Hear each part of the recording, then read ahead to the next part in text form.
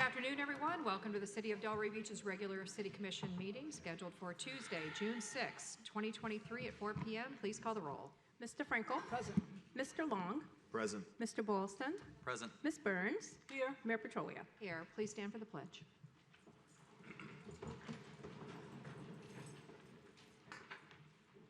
Pledge allegiance to the flag of the United States of America and to the republic for which it stands, one nation, under God, indivisible, with liberty and justice for all.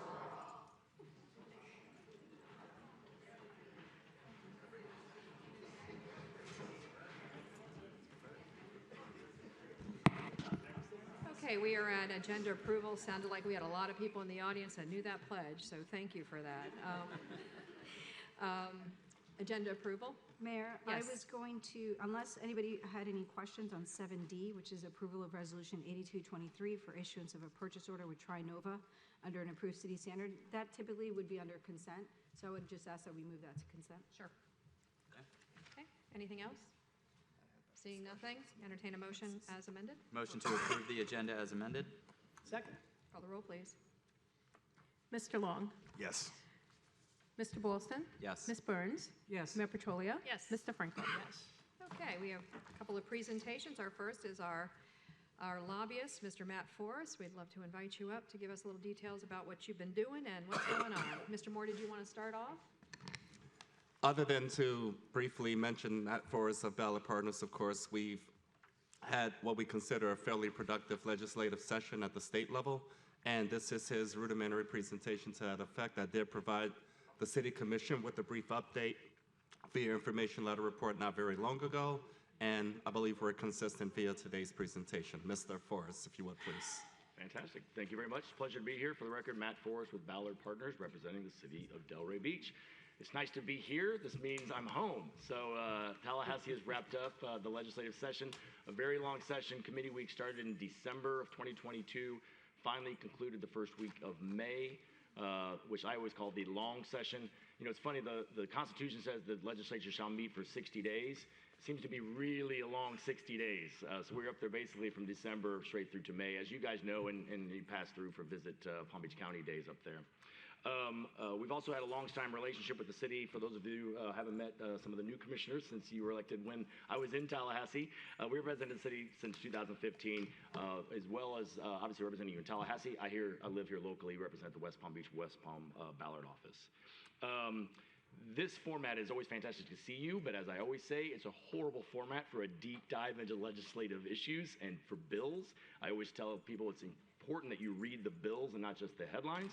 And so the report that I provided is even that is a highlight of sorts. So always read through that. If you have issues, topics, whatever, ask the staff, and then we can drill down into them. And then, of course, with your legal counsel, find out exactly what the words on the page mean and how that will impact the city. With that said, though, I will dive into some of the highlights of it.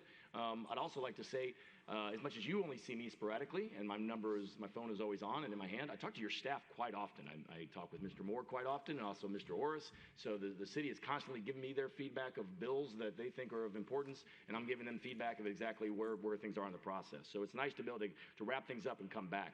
Before we dive into the legislative issues, which I think are always very important, you guys are a voice in the chorus up there in Tallahassee, but if I can draw down some dollars for the city of Delray Beach to bring home some money for the folks, it makes obviously the idea of having representation up there even easier.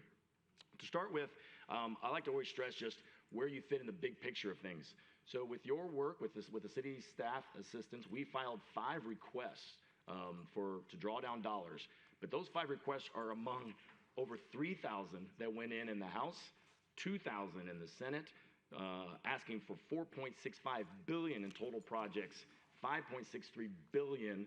So when you see the big picture, we literally are looking for drops of water in an ocean of people up there pushing and asking for issues up there. Along with the help of the delegation members that represent this area. Senator Berman, who represents the entire city, was a fantastic ally and filed all the appropriation projects for us. Rep. Casello, who now represents the entire city, filed most of the projects for us, but we did get bipartisan support, and I reached out to Rep. Gossett Seidman, who was newly elected, to kind of diversify our ask, so it's not just one person asking for all these different things. And with that said, out of the 5 projects we pushed, I'm happy to say that 3 are in the budget right now. The Delray Beach Historical Campus drainage and parking request for $100,000, the Delray Beach Lakeview Playground improvements for $100,000, and the Delray Beach Public Seawall improvements are in the budget for $1 million. Now, these are in the General Appropriation Act, which means they are what's passed the legislative process. However, the budget still gets sent to the governor, and the governor has line item veto power, where he can go through the budget and red line out individual lines. We've had good meetings with the legislative staff up in the governor's office. I've advocated for the projects. At the same time, last year the governor vetoed over 430 projects, equaling about $3 billion. So I tell all my clients, it's not a question of why are you on the veto list, it's can you get off of the veto list? You are guilty till proven innocent. And right now we'll find out, hopefully maybe even later this week, when the budget is finally sent to the governor and he issues those vetoes. With that said, I'm optimistic. At the same time, it's always important to remember you're playing the long game here in Delray Beach. Last year, we were very successful. We went 4 for 4. I'm a big baseball fan, if you can't tell. We went 4 for 4 and brought home over $3 million in the budget. So this time up at the plate, we're looking pretty good so far. We got three balls in play, and hopefully those will count as runs when we bring them back home to the city. Moving on now, after the appropriations, legislation of note. And again, this is really where I could take over your entire meeting talking about the bills that did or did not pass this session. So I'm going to give you my highlights, my Cliff Notes version. You can also, of course, answer questions on any topics, but I would also stress, reach out to me. The beauty of me living just a few miles up the road is I can come down and meet with you one-on-one. We can have coffee, we can do whatever, and I can give you more information or even more candor or more ideas of exactly what the issues were on these bills. Most notably, I think it's important to point out SB 774, relating to the financial disclosure of elected local officers. I bring this up right out of the gate because this impacts you directly. This is the bill that historically local governments only had to file the level 1 form with the commission. Now you have to file the same form as everybody else, the Form 6. So this is a bill that has been around for many, many years. It was filed in 2022 and passed the Senate, but died. Now it finally passed. It was pushed by the initiative by the Florida Ethics Commission, and now it basically requires all local officials like yourselves to file this Form 6, which falls in line with the governor, the lieutenant governor, the cabinet members, all state legislators, the state attorneys, public defenders, clerks of circuit courts, sheriffs, tax collectors, property appraisers, supervisors of elections, all county commissioners, and district school board members. So I know a lot of local government officials have brought up that they're, I can't believe we're getting asked to file this much more detailed financial disclosure. And all I would tell you is you're on the long list of everybody else that does it already too. So be ready for that. It passed almost unanimously. It passed with bipartisan support, 35-5 in the Senate, 113-2 in the House. The governor has signed it. So that is effective, I think, January 1 of 2024. So get ready to file the new form. Is that going to take the place then of the form that we are now required to fill out for this month? So in other words, as of now? No, it'll be effective January 1. And again, I would defer to your legal counsel. And of course, with the rollout, again, this applies to every local government in the entire state of Florida. So there are tutorials online already to help you fill this out. You can go to the Florida Ethics Commission. I know there's a YouTube video already that's, exactly how do you fill out this form, what is required. For example, I got questions right out of the gate. You need to report assets worth $1,000 or more. And some people were like, do I walk around my entire house looking at, what could possibly be worth more? I don't know what's worth $1,000 or more. And so there is a way, obviously, you can, for example, it comes to what they call household items. So the category includes household goods and personal effects may be reported in a lump sum. So you can say household goods of XYZ dollars. As long as they're not held for investment purposes, items such as jewelry, stamp collections, guns, coins, those kind of things. But household furnishings can be just done at a lump sum. So you don't need to go through and say, my mattress was $1,100 and the TV was this much and things like that. So, but I bring it up right out of the gate just because, again, it impacts you directly and it's definitely a change. So you'll want to educate yourselves on that. Thanks. In addition to the bills that pass, and I'll talk about a few of them, I always think it's important to talk about the bills that didn't pass. So some that we wanted to die, to be blunt, and some we kind of glad they did. Most notably, one, sovereign immunity. This changed the current cap on sovereign immunity for local governments, which is currently capped at $200,000. The House bill had it going up to as high as $5 million. The Senate bill had it going up to $600,000. This has been around now for many sessions. I bring it up as well to tell you that it didn't pass this year, but it'll be back. So this will continue to be a debated issue, I think, in Tallahassee until they finally get to that number that they think is just right. Vacation rentals, legislation that would impact the way local government can regulate vacation rentals, back again this year, was close to passing, passed the Senate before it finally died in the House. I think that will come back again. Alternative mobility systems. This is a bill that I know the city has championed in the past, and we hope to do so again in the future. This would allow more discretion on how you charge your impact fees for developments, whether it's a county impact fee or a local mobility fee. That unfortunately was moving well in the House, but didn't get any traction in the Senate. And most notably, there was a bill 798 regarding waste management. This bill would have prohibited a municipality from prohibiting a private entity from providing recycling or solid waste management services to commercial, industrial, or multifamily residential properties. In short, any commercial recycling or trash provider could come in and do business in the city, whether you wanted to or not. Some cities have exclusive contracts, some have various contracts, some do it themselves. And this would have blown up the entire system and said if Matt Forrest Sanitation wanted to come into the city and get any type of roll-off business or even residential, you could not have prohibited us from doing this. It failed in both the House and Senate, but again, it's one of those issues. Rarely do things pop up once in Tallahassee. They'll come back. As well as the bills that did not pass, obviously some of significant impact to local governments did pass. And this is where we really could be here all day if I started diving into all the different changes. In addition to Mr. Moore and Mr. Orris, I talk with Anthea quite often. We get a lot of emails about all the different planning and zoning and development and issues that go through it. Most notably, probably the most high-profile one that passed this year, SB 102 regarding housing, quote-unquote, the Live Local Act. This was a high priority of the Senate President. This addresses the affordable housing issue. Of note to local governments, it includes $252 million for state housing initiatives in the SHIP program, $259 million for the state apartment incentive loan program, better known as SAIL. These are two things that for years we would go to Tallahassee and say, don't sweep the funds. Fully fund SHIP, fully fund SAIL. They did that in addition to also keeping $1.5 billion in dock stamp revenue for both programs. So it put a lot of state dollars into affordable housing.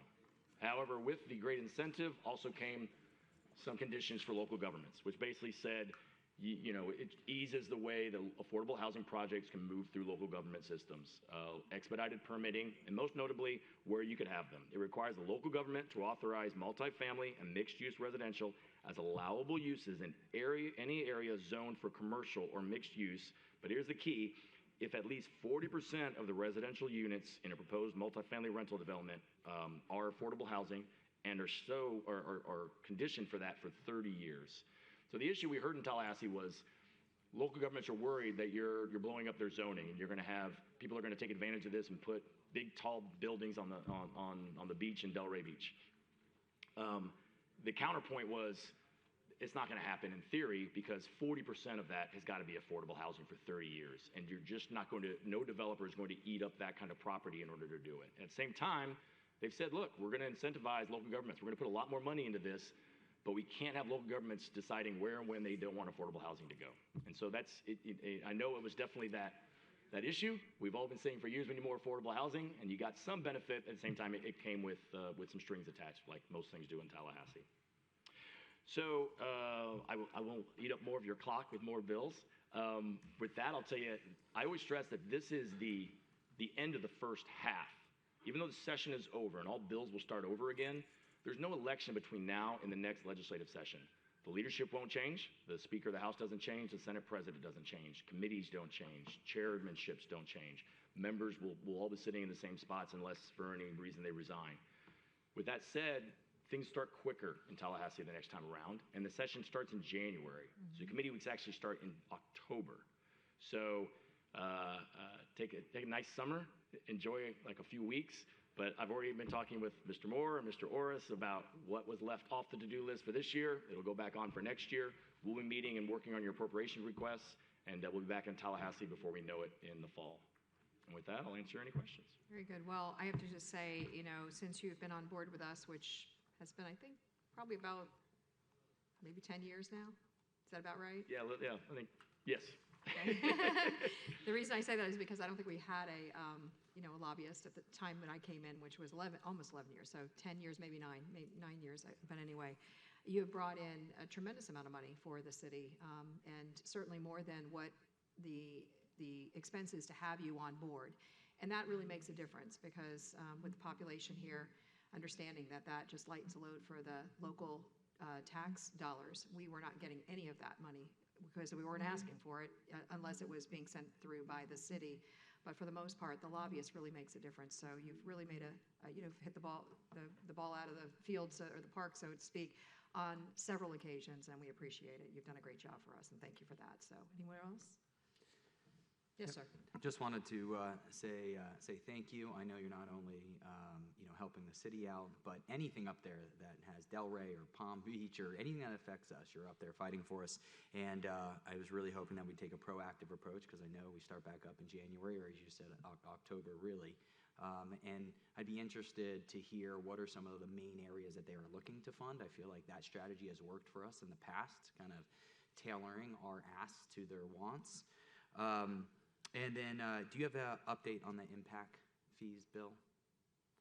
The one in regards to Palm Beach Gardens and impact fees and mobility? Yeah, so that's HB 235. That's what I blew right through really quickly. It unfortunately did not pass this year. It moved well in the House, past 2 committees. Couldn't get any traction in the Senate on that one, but it'll be back again. You think it'll be back? And hopefully we'll continue. It's, again, one of those issues that's unresolved. Right now, there's literally a court case that says the city can charge its fee and the county can charge its fee. And I guarantee the first time that happens, a developer will go, Yeah, wait a minute. So it hasn't happened yet, but it's unresolved, which always leans, it'll get resolved eventually in Tallahassee. And in terms of, ideas and projects for next year, yes, we definitely have some. I hate to speak them into a microphone and alert the world, but we're definitely meeting with your staff, and I think you're already doing the right thing. We do a great job of what I call the blocking and tackling. We should always have some infrastructure projects. We should be looking at parks. We should be looking at water, things that, again, you got to look at it less about, what does Delray need, but more of what is there a compelling argument for why the people of Pensacola should be sending money to Delray Beach, and it's usually because of things that are beyond the scope of just Global. Delray Beach. Yeah, more Water global. comes in and water goes out. Right. It's a great thing that everybody should be spending money on. Thanks, Matt. Very good. Thank you so much. Yes, did you want Yeah, I just want to say thank you so much for the information and doing what you do for Delray. It was a lot of information, but very informative, and thank you. Appreciate it. And I can tell you that the senator and the representative were here a couple weeks ago, and they did an incredible job of just laying out all the bills and everything that passed and didn't pass. So great to get a little bit of a recap from you, and especially what your ideas are, where the high points for you. But they basically went through everything, which was really informative. So if anybody's looking to hear about that, you can go back and listen to it online. Anything else? Thanks again, Matt. Great to see you. Pleasure. Good to see you guys. Welcome home. Thank you. All right, so moving on to 4B, which is a presentation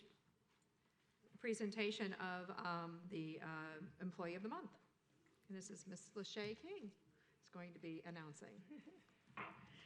Good evening or afternoon.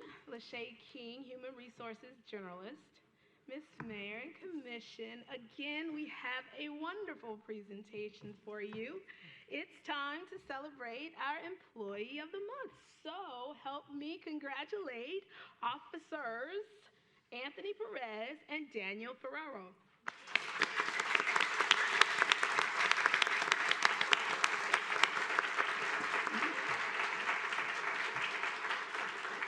Officer Ferrero is, Daniel Ferrero is not here this evening. However, speaking on their behalf, we'll have City Attorney Lynn Jellin and Chief Russ Major. So, when you have a YouTube video sent to you that says aggressive panhandling is illegal, you kind of get a little nervous to find out what's going to be on that video. These two officers represented our city in such an exemplary way. They had a police-citizen encounter right in front of City Hall. They treated this gentleman who basically jammed a camera in their face and started peppering them with questions about panhandling. They treated him with the utmost respect. They knew the law, which obviously from my perspective is so exciting. And they just really, they just really put the city in such a positive light, because in this day and age, people love to post things that are so negative and paint the police in a way where it's you know, it hurts the city's image. And I was just so proud to watch that video, and I've never met these officers before. And I contacted Chief Major, and I said I'm going to nominate them for Employee of the Month. I think this is what makes our city so incredible, and I'm just really proud of what you did, so thank you. Lynn,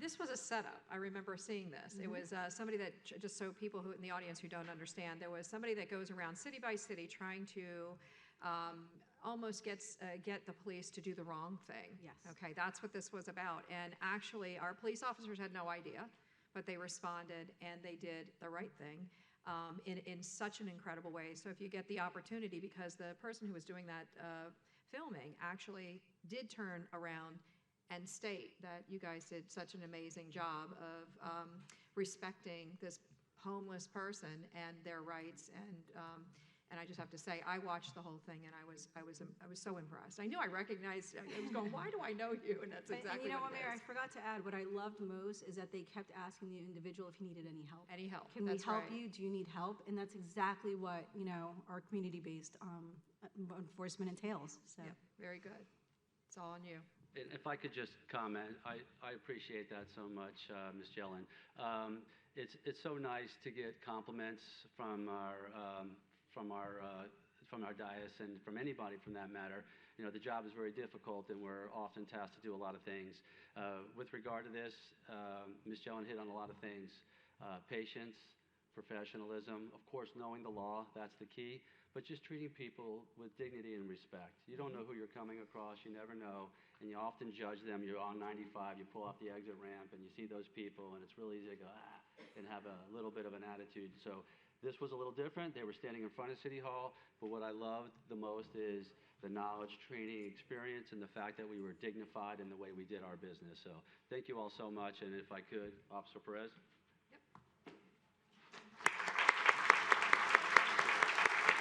I would just like to say thank you guys for the nomination, and it's great to be working for a great city.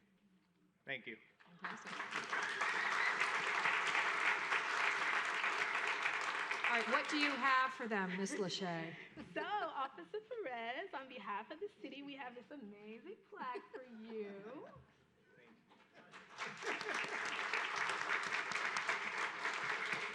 And a certificate for 8 hours off with pay.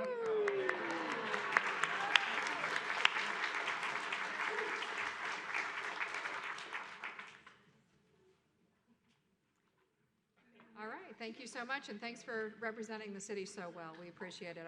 City's finest.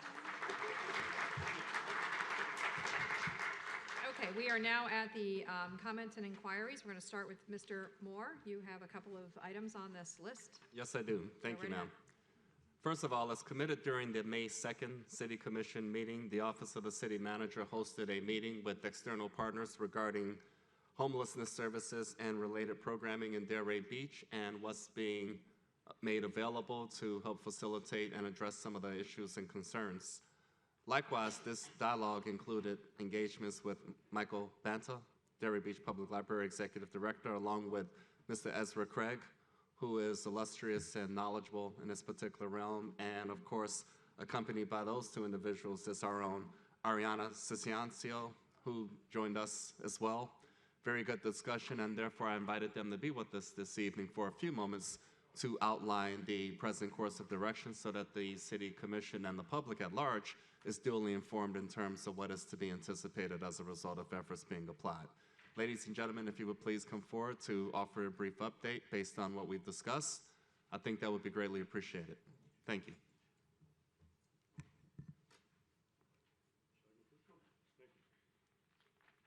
I'm Michael Banta. I'm the Executive Director of the Delray Beach Public Library. Commissioners, Mayor, everyone, thank you very much for the chance to talk to you.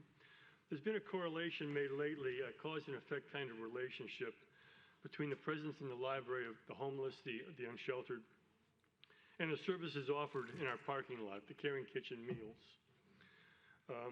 Specifically, the Caring Kitchen meals and the meals they provide and other services, that these services have somehow caused and perhaps exacerbated the number of homeless folks that are present in the library. It's important to understand that this perceived relationship is not accurate. The homeless, the unsheltered, the vulnerable, they have always been a persistent presence in our library for all the years that I've been a librarian in the city, almost 30 years now, 29 years.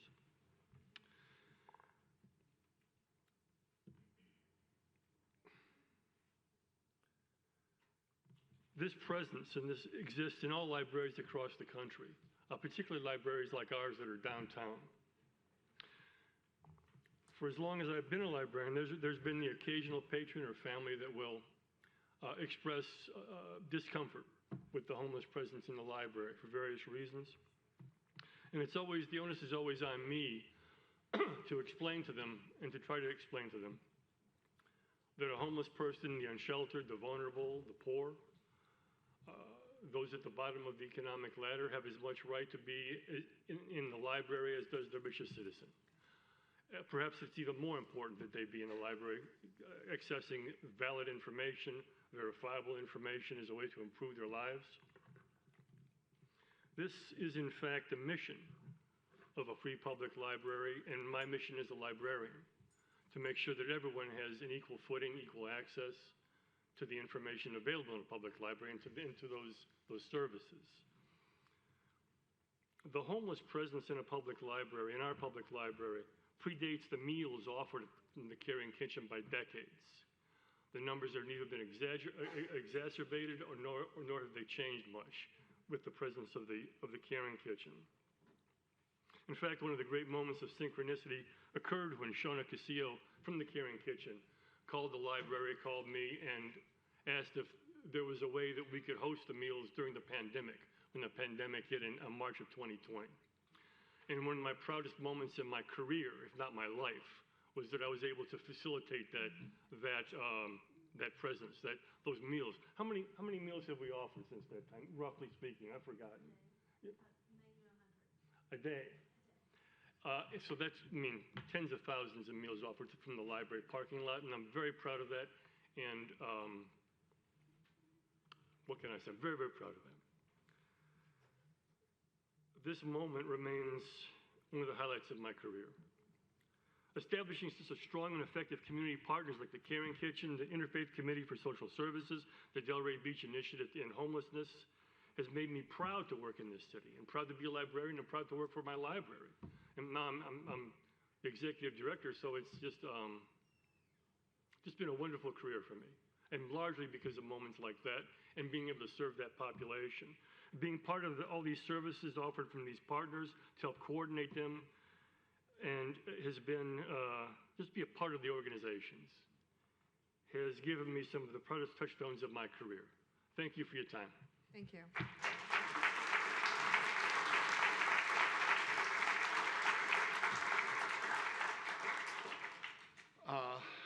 Mr. Moore introduced me as illustrious. I hope that he can send that in writing to my wife. But really, I represent a group of people, a group of your neighbors who have stood up and said, we want to do something. We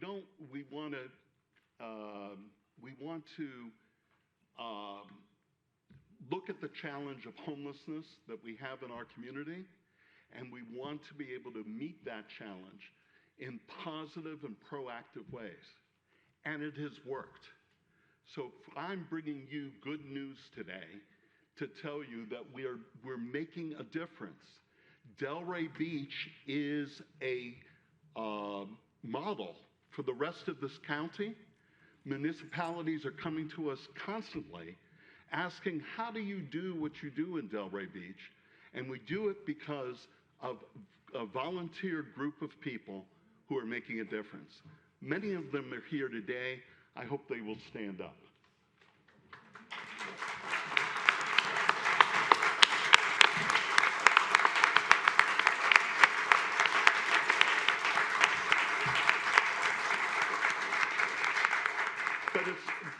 it's not just me telling you that it's working. Let's look at the numbers. Previously, we asked Mr. Moore if we could send to you the most currently released numbers that were produced by the point-in-time count. Point-in-time count is an annual census done throughout the United States on a 24-hour period in late January. And so every community in the United States conducts this census. We have a large group of volunteers who work on this every year. We would very much, by the way, invite any of you to join us in the point-in-time count. It's an incredible education. It's 4 hours of time, and you'll learn a lot in that period of time. In this most recent point in time, Palm Beach County experienced a 30% increase on people who are unhoused in our community. 30% increase over the year before. Delray Beach experienced a 5% increase. And the increase is due to the pandemic and economics and affordable housing and lots of other things that affect everybody. And it has caused an increase. But we reduced that increase. And how did we do it? We did it because we provide services, because we get people housed. We have been, and a lot of this is due to our incredible police force and their incredible homeless outreach team led by Ariana Ciancio, who has been able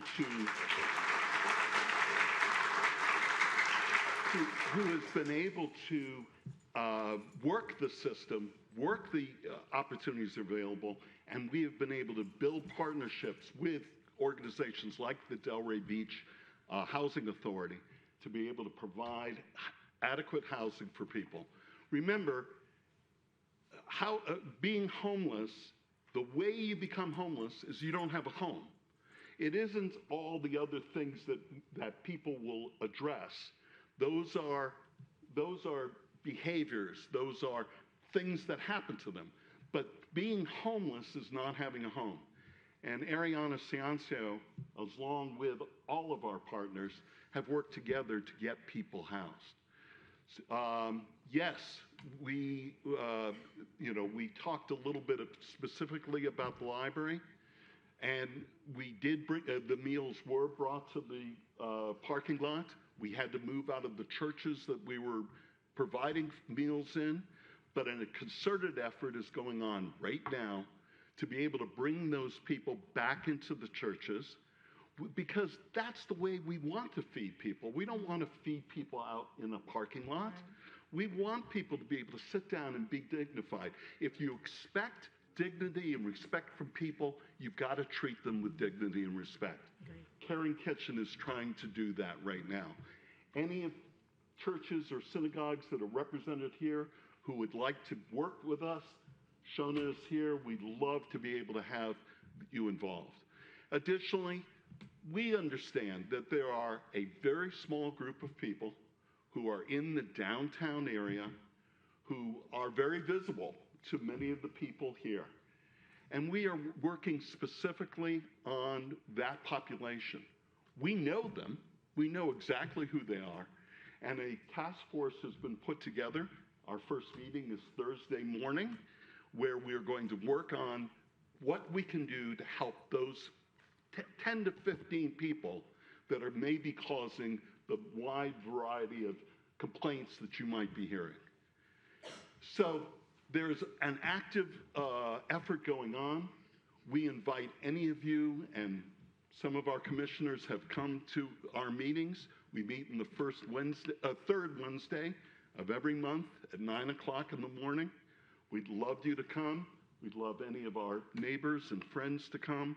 Let's work together. The Delray Beach model is working. And thank you to the City Commission, because you have always supported our effort.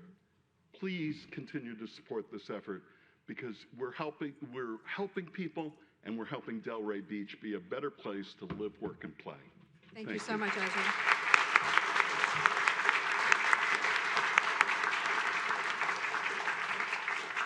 Thank you so much, Ezra, and I think that you hit it absolutely right. The fact that we only saw a 5% increase when the rest of the county experienced a 30% increase says it all. It just basically says we're doing the right thing, we're heading in the right direction, which is to make sure that we're helping people get housing and we're helping people to get shelter. And that's really what it was all about. So good job, and Ariana, you've done an amazing job with your team in making sure that we know who the people are on the street, and we know who the problem people are, and the ones that are not, and those that need help, you're there to help them in finding that next step. So you've done a great job, and thank you for that. Mr. Moore? Thank you, ladies and gentlemen. Again, thank you all very much. And a compelling factor is the direction currently underway to connect with the faith-based community and other partners to help alleviate respective concerns and outcomes to that effect. So great work. I was really proud to facilitate this presentation. It's been great working with everybody. So thank you again from the Office of the City Manager and all that is involved. The next item, Madam Mayor, ladies and gentlemen, briefly, this is a review and evaluation of the State Historic Preservation Grant Program concerning the Delray Beach Municipal Golf Course. I like to keep this fairly succinct. However, it's very important for the Commission and the public at large to be aware of the associated requirements, nuances, details relative to participation in this regard. And this therefore involved the Office of the City Manager collaborating with 3 departments, Parks and Recreation, Development Services, and Public Works, because of the associated components therein. Much of this is a function of the response to the opportunity for Historic Preservation Grant, Bureau of Historic Preservation, State of Florida, and the quick turnaround time to submit an application and a proposal. And direction was offered to not pursue it at this particular point in time because of the associated requirements and other considerations that will necessitate a great deal of policy direction on part of the Commission and others throughout the community. Likewise, I've asked these ladies and gentlemen, Missy Barletto and Thea Geniotis and Sam Mitat, to briefly advise you of those specifics so that the Commission will have the tools necessary to offer appropriate direction. Ladies and gentlemen, please. Good evening, Missy Barletto, Director of Public Works. We were approached and asked to look into the potential to apply for a state historic preservation grant for our Donald Ross section of the municipal golf course. It was on a very short timeline. Those applications were due on June 1st. In researching the opportunity, we discovered that the city of Dunedin, which has a municipal golf course also designed by Donald Ross, is in line to receive one of those grants this year for $500,000 if it passes the governor's veto pen, which you just heard from our lobbyist, Mr. Forrest. It won't go to him until next week. So, but they're in line to receive about $500,000 for that. They literally started this effort in 2016 by getting their golf course designated as a historic, getting a historic designation for their golf course. So the other piece of that grant opportunity that held us up is that there is a requirement that you have 20% of that, of the amount you're asking for as cash on hand already dedicated in your budget, which we did not have this year. So if the commission is interested in moving forward with this historic preservation grant in the future, some of the direction that we're looking for from you is whether you're interested in us moving forward with seeking a historic designation for that portion of our golf course that would be qualified for that, and also whether you're looking for us to put $125,000 aside in the CIP budget for the coming year to allow us to pursue that opportunity. Anything else, or is that it? That's it for me. I'm looking to my partners over here to see if they want to join in. No, I think it's a great topic, and I think that I'm all for going down the historic designation route of the golf course, because I think what will happen is it will definitely, in the future, forever preserve the thought process of, changing that golf course to anything other than what it is. And I know that that's just the 9 holes. I don't know if the Wilson part of it would also qualify, but if not, at least we would be doing it for that, is it the back 9 or the front 9? I can't remember, but anyway. And then the second thing is that, I think that we should definitely try to go for it, but once we'd have to get the designation first in place, then we should definitely go for that, try to get, as much as we can. And I don't know if this is the appropriate time to bring this up, but there are other avenues that we have not really gone down that we could possibly be exploring that still are sitting out there, one of which is a long-term lease option there's many cities across the nation that have done this, whereby you figure out what you want, put it in an RFP, have people come back that are willing to do the work in exchange for a lease on that property, instead of having what we have right now is a manager type situation. Instead of that, having somebody else who has an interest in it, leasing the land, and still giving a good price for our golfers, but yet having some skin in the game to keeping that golf course in good shape. It would be able to be done, I think, a lot quicker than the route that we were thinking about taking, which would be taxpayer dollars. But there is the question as to whether or not the substructure could handle moving forward, and how long that substructure, because that was the real linchpin for why we were going down the 3P route. So if it doesn't entail heavy equipment to change the course or make it better, I think it's something that we should possibly explore. I don't know that this is the right time to do that, but I would certainly, open it up to my colleagues to express their interest or disinterest in that and anything else. Anybody? Mr. Long? Yeah, I think we all got an email recently from Mr. Alperin and another group with his group, and they sort of pitched us some different strategies for revenue bonds and potential nonprofit and some different ideas. And I think it'd be great to plan a time to discuss what you brought up, Mayor, along with some of those other concepts and ideas to see how we could get moving on this. Maybe a workshop. Yeah. Mm-hmm. Yep. Anything else? So I'd be in favor of the workshop, and I would be in favor of both of your items. So do we have consensus for the other 2 items, the designation, historic designation, and going for any historic grants? Yes, ma'am? I would be in favor of the historic designation, and then looking for a workshop to look at all options that are available for us. And I think that, we can also, obviously, a workshop, we could maybe make it more interactive instead of a workshop, which is basically just amongst us. I think that would be appropriate for this in order to be able to get opinions and suggestions from the public, and then we can debate it. Yes, sir. Yes, ma'am. So given that direction, I really appreciate that, as do all of us. And likewise, I'll be engaging with all involved in the coming weeks to make arrangements accordingly. An interactive workshop so that appropriate arrangements can be made. And that will give staff a bit of time to prepare for the historic preservation designation process and other associated details. So by the time we convene this particular exercise, we'll be in position to go to work. Sounds good. So I'll advise of dates and times as we get forward, but it will be fairly soon. I mean, to be clear, to be competitive, we need to designate some of it, and that designation requires a study of itself. And Correct. so if that's the direction, then we'll be looking to make sure we're funding that in the upcoming budget. Yeah, I don't think that one should negate the other. I think that we can do both. I don't think that, a golf course that's historically designated is going to preclude anybody else from maybe coming in if that's the route that we decide to take.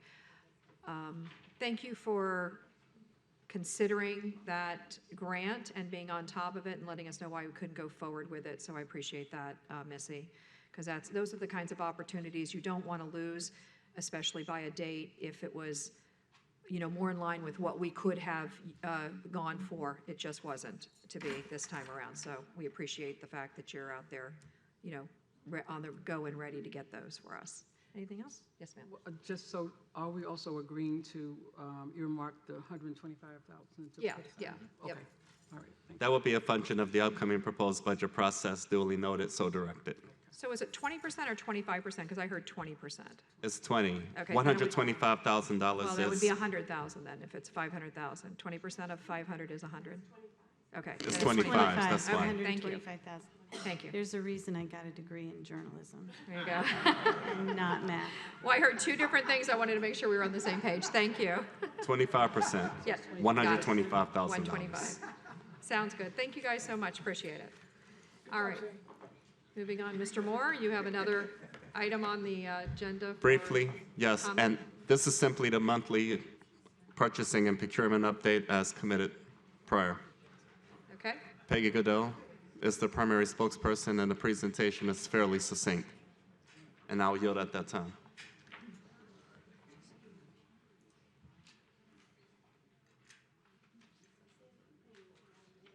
I don't think you're on. Good evening, Madam Mayor, Commissioners. We'll just wait on the presentation. I have a brief update from Purchasing Division. All right. Yes, I'm ready.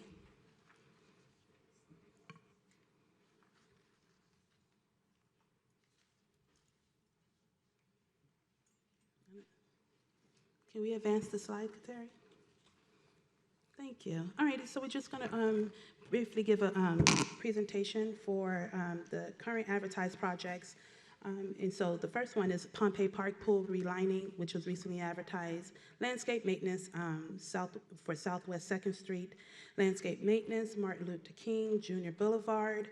We have surf turf maintenance, Seacrest Soccer Complex, Hilltopper Stadium is advertised as well. Demolition of clearance programs for case 22-079 is advertised. Consultant and services for development and implementation of impact fees.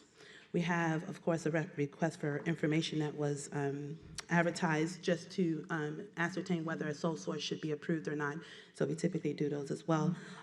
For development and strategic plan, we have a design services of Swinton and Atlantic Avenue intersection and improvements has been advertised. Temporary staffing services, which is citywide solicitation for temporary staffing, is also been advertised. Delray Beach wayfinding signage project was a priority for the commission and has been advertised and I believe come down in the month of July. And so we also have, you can go forward, Kateri. CEI services for North Swinton Avenue, roadway underground utility improvement, purchase of road construction material. We have beach cleaning, which is RFP, cleaning maintenance and beautification services, which has been advertised.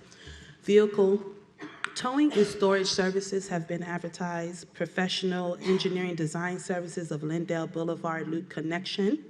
We also have 16 submersible wastewater pumps have been advertised. Lead-based paint inspection and risk assessment.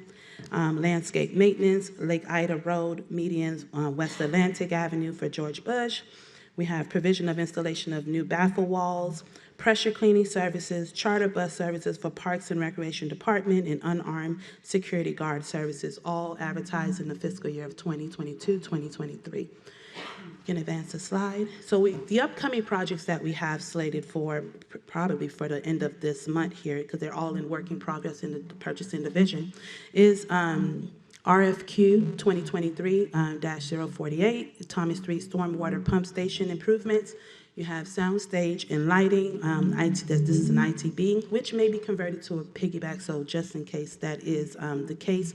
But currently, right now, Park and Rec submitted a request for 2023-043, soundstage and lighting. We also have an ITB 2023-017, water service connection and restoration. We have the RFQ 2023-066, City of Delray Beach Water Treatment Plant Progressive Design Build Project, and that is for our new water treatment project, which is slated to be advertised in the next 2 weeks. We have the ITBC for 2023-062, Pompey Park Recreation Center project. We also have RFQ 2023-040 CEI Services for Lindell Boulevard Bicycle and Pedestrian Improvement, Barwick Road Bicycle and Pedestrian Improvement. Also, we have RFP 2023-031 Financial Investment Advisory Services, RFP 2023-064 Internal Auditors, and ITB 2023-058 Restroom Remodel Atlantic Dune.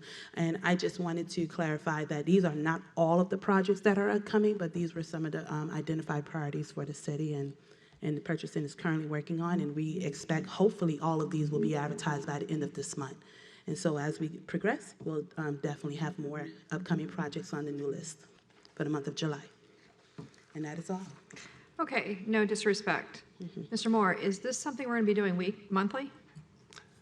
The direction was for a monthly update to this effect in terms of progress. I'm not so sure that that's what we were thinking. Okay. I don't think that we need to have, it's kind of like when we were being told wherever there was a detour throughout Right. the entire city. I mean, it was a half an hour of that. And no, like I said, no disrespect, but I don't think that the message was sent clear. I don't think we need to have a running list being, reiterated off. You could easily just send that to us. But I don't even understand what we were asking to have him do on a monthly basis, but this is clearly not it for me, unless my colleagues feel differently. Yes. There's been an issue in procurement. That's correct. And so the update was to That provide it's us been- a monthly update on how you are solving that issue. Not the list of things Yes, that ma'am. we're doing. And that will be another update to that effect forthcoming, but duly noted, and we'll get that squared away. Okay, this, we don't need to have. repeated. Understood. Thank you. Very good, thank you. Thank you so much, and appreciate your going down the list for us. All right, moving on to public comments. Mr. Moore, you finished? I'm sorry. I am, thank you. Okay, all right, very good. Public comments at this point in time. We are opening the meeting up to public comments from anyone wishing to speak on any topic or agenda item other than a quasi-judicial or a public hearing item. The public will have an opportunity to speak on a quasi-judicial or public hearing item later in the meeting as those items are called. For public comment, you need to state your name. Sign in first, state your name and address, and then for the record, and you will have 3 minutes to speak. We will be doing public comment, just so everybody understands, for 1 hour. So it starts now, and then once that hour is up, we're closing public comment out. So, yes, sir. 454. There you go. Montre Bennett, Delray Beach. Look, I just get all my address. Montre Bennett, 323 Northwest 2nd Avenue. The cause of and cure for the challenges facing our country have been intensely debated. Unfortunately, good leaders from all races, backgrounds, and beliefs are still divided about what to do with our nation's past mistakes and how to create a better society for everyone in the future. The only thing we all agree on is the fact that the United States is not very much united right now. The builder, author unknown. I saw them tearing a building down, a team of workers in my hometown. With a heave and a hoe and a mighty yell, they swung, and a beam and the side wall fell. And I said to the foreman, "Is this team skilled, like the ones you used if you had to build?" And he laughed and said, "Oh no, indeed. The most common labor is all I need, for I can destroy in a day or two what it takes skilled builders years to do." So I thought to myself, as I went on my way, which of these roles do I try to play? Am I a wrecker who walks through town content with the labor of tearing down? Or am I patiently building something with care and making my world better because I was there? I leave this message. I was trying to watch this at home, but I don't know what IT is doing, but the video cut off and valuable information can be missed. And there's multiple videos in the same state where the video just cuts off while it's live on YouTube and it never comes back. The streets in the set, needs work. I'm sick of driving over them dips on 8th Avenue. I'm sick of that. Them holes need to be filled. 2nd Avenue, right here, the street is raggedy. Come on, let's get this infrastructure right in Delray and do what's right for the people. Yes, ma'am. Yes, ma'am. Okay, what we do is we hold our applause, thanks. Yes, ma'am. Hello, good afternoon, Mayor, Commissioners, everyone. I'm Barbara Stark, representing Milagro Center, one of the many terrific nonprofits in the Delray Beach community. I'm here today because I want to thank the city and so many other local donors and funders who help Milagro make its programs possible. This summer, we're running 3 separate summer camps for the underserved and academically at-risk youth in Delray Beach. We have programs for kindergartners through 5th grade, middle schoolers, and high school teens. This summer, we have 160 youth attending our summer camp programs, all at no cost. Summer camp, to us, is fun, correct? Many of us who went to camp probably think about the fun times, and our camps are great. But I want to tell you that our camps are academically based. And in our middle school and in our high school programs, there are 2 hours of mandatory academics taught by high school and middle school teachers who are working with us over the summer, so that these youth in Delray Beach will go back to school in August with no summer slide, actually ahead of where they ended the school year. And that's because of the dedication and the passion that we have for these youth. We want them to succeed in school. That's always been Milagro Center's mission. And year-round, whether it's in our after-school programs or summer camp, that's what we strive for. So we measure all of our kids' academic reading ability at the beginning of the summer, and then we do post-test at the end of the summer. And if the previous 10 years are any indication, we expect even better gains this year. So I just wanted to express our appreciation. Our K through 5th grade camp, the theme is Milagro Stars. It's called our Summer World Tour. And for 10 weeks, we are discovering a different country every week, learning about their culture, their music, their art, their history. And then thanks to a grant that we got, we are taking these kids to Epcot at the end of the summer for a day trip. Fantastic. Mind you, many of these kids have never left Delray Beach. So this is amazing. What's very gratifying to me is our high school program. These are high school teens who are coming to camp 9:30 to 5:30. Monday through Thursday, every day, and participating in this mandatory academics, and then, of course, the fun of music and art and field trips and everything else we do. So I just want to say that we're preparing these kids for school success even during summer, and we're preparing for a future workforce that will enter the city and our great community. So I just want to say thank you. I'm excited to be here and to be representing something in this great community. Thank you. Doing a great job, thank you. Yes, yes, ma'am. Hi, my name is Lori J. Durant. I live at 4165 Northwest 10th Street, Delray Beach, Florida.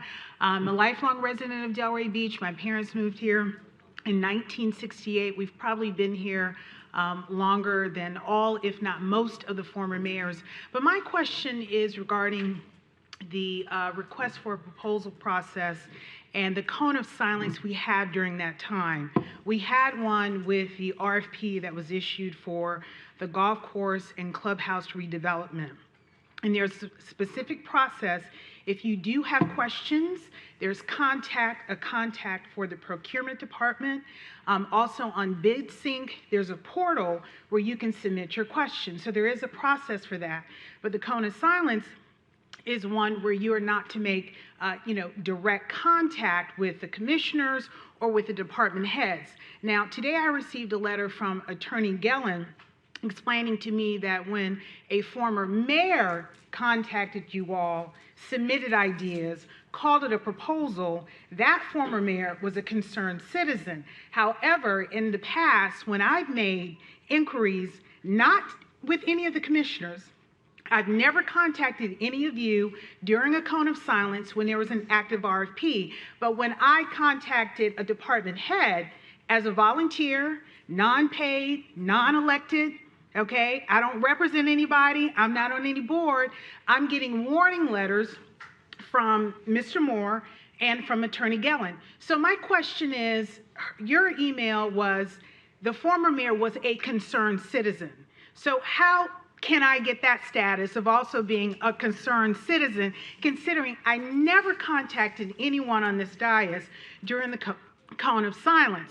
So how can we all get that status so we can contact them, violate the cone of silence rule during an active RFP? How do we earn that?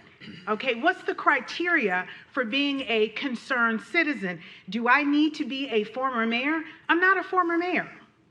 All right, so how do we get that status? How do you even make the judgment that when the former mayor did it, he was a concerned citizen? But if I do it, I'm getting warning letters from you. I'm getting warning letters from Mr. Moore. So that is my question. What's the criteria? How do you get that status, that label of concerned citizen? Mr. Ante, we're not going to answer the question here, but I think that you made your point, and I think that Ms. Gellin, would you be able to respond to her at a different time or through email or whatever so that she can explain better what the difference is possibly? Because Okay. I couldn't answer that myself, but I'm just saying that we're not going to be answering it here. I just want to make sure that she's going to be able to, answer your question.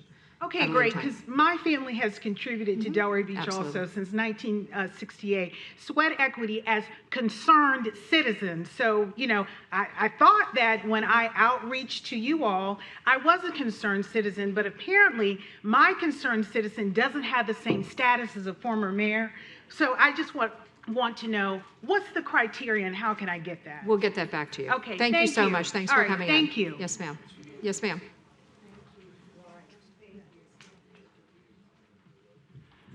Good afternoon. My name is Sandra Lawson. I'm with the Small Business Administration Office of Disaster Recovery and Resiliency out of Atlanta, Georgia.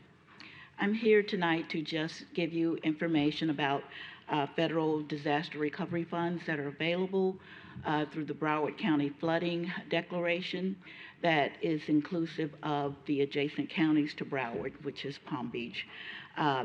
In that declaration for the flooding that happened April 12th through 14th, small businesses and private nonprofits can apply for economic injury disaster loans. And those would be for working capital loans. So if a business or nonprofit were impacted economically during that disaster declaration incident period, they can apply for assistance. They can apply online.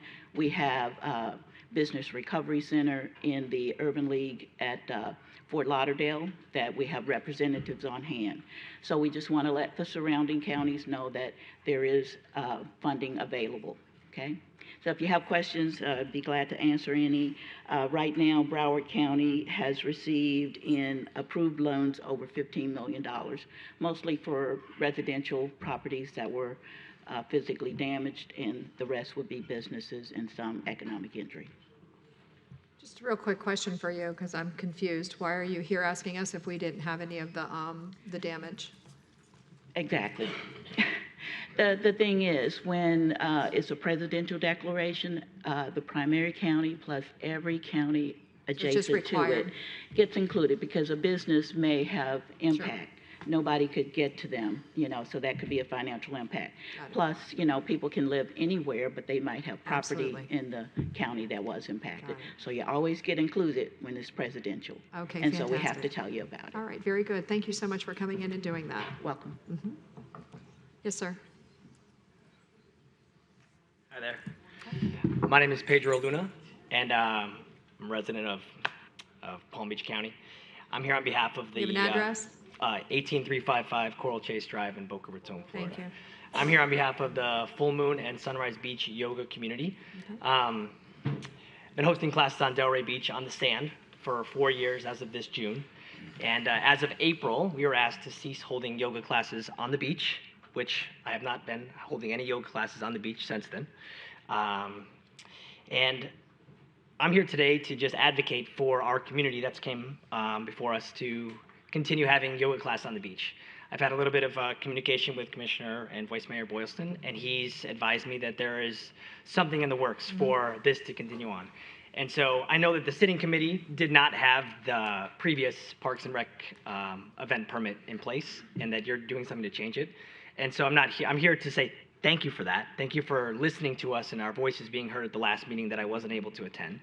And that we're just hoping to have open communication going forward on how we can continue to have these classes, because the yoga classes that we provide in Delray Beach are accessible to everyone. I've been holding them by donation on the beach to make them accessible to all. A typical yoga class is going to cost $20 if you go to a studio. I was holding them by donation. As I told the Sitting Commission in an email, I'd be happy to do them for free. I'd be happy to do all of this for free for the sake of the Delray Beach residents and the community that we have. There's been front page of the Palm Beach County with 320 people that have gathered on Delray Beach. And just from simple word of mouth and simple, like a Facebook post. My hope is that today is that you'll be able to allow us to come back onto the beach, and to whatever capacity that might look like, know that we're open to it, and that we would like just to have the opportunity, everyone in here, that you can see the representation with some random yoga mats in here that I'm sure has never been in this place before, that we're just want your permission to do so, and we'll do whatever it takes to make it happen, whether that's accommodating for the sea turtles, whether that's hiring a private lifeguard, like whatever it takes to make it happen, we're willing to make it happen. We just would like the opportunity to go back onto the sand to watch the beautiful sun come up or the moon come up and have a group gathering and experience, because it helps provide health and wellness for all of us, not just for Delray Beach residents, but also the surrounding counties. And we've brought tons of people into Delray Beach that afterwards go out into the local restaurants and shopping and stuff like that. So thank you for your time. And I hope that you can keep us regularly updated so that we can continue to have our classes. Very good. Just very briefly, if you can just give us a quick update. We're doing something to Ms. Jelen. We are going to be updating the commission on the new special events policy, which will provide for a new process for permitting these types of events if the commission deems them appropriate. So we're just waiting on that to happen so that they can present it to us, so that then we can make a decision. So we'll be moving forward. Okay, sure. Is there like a time frame for how long that usually takes? I couldn't tell you. Well, thank you for your time. Yes, Much thank you. appreciated. All right, thank you so much. Yes.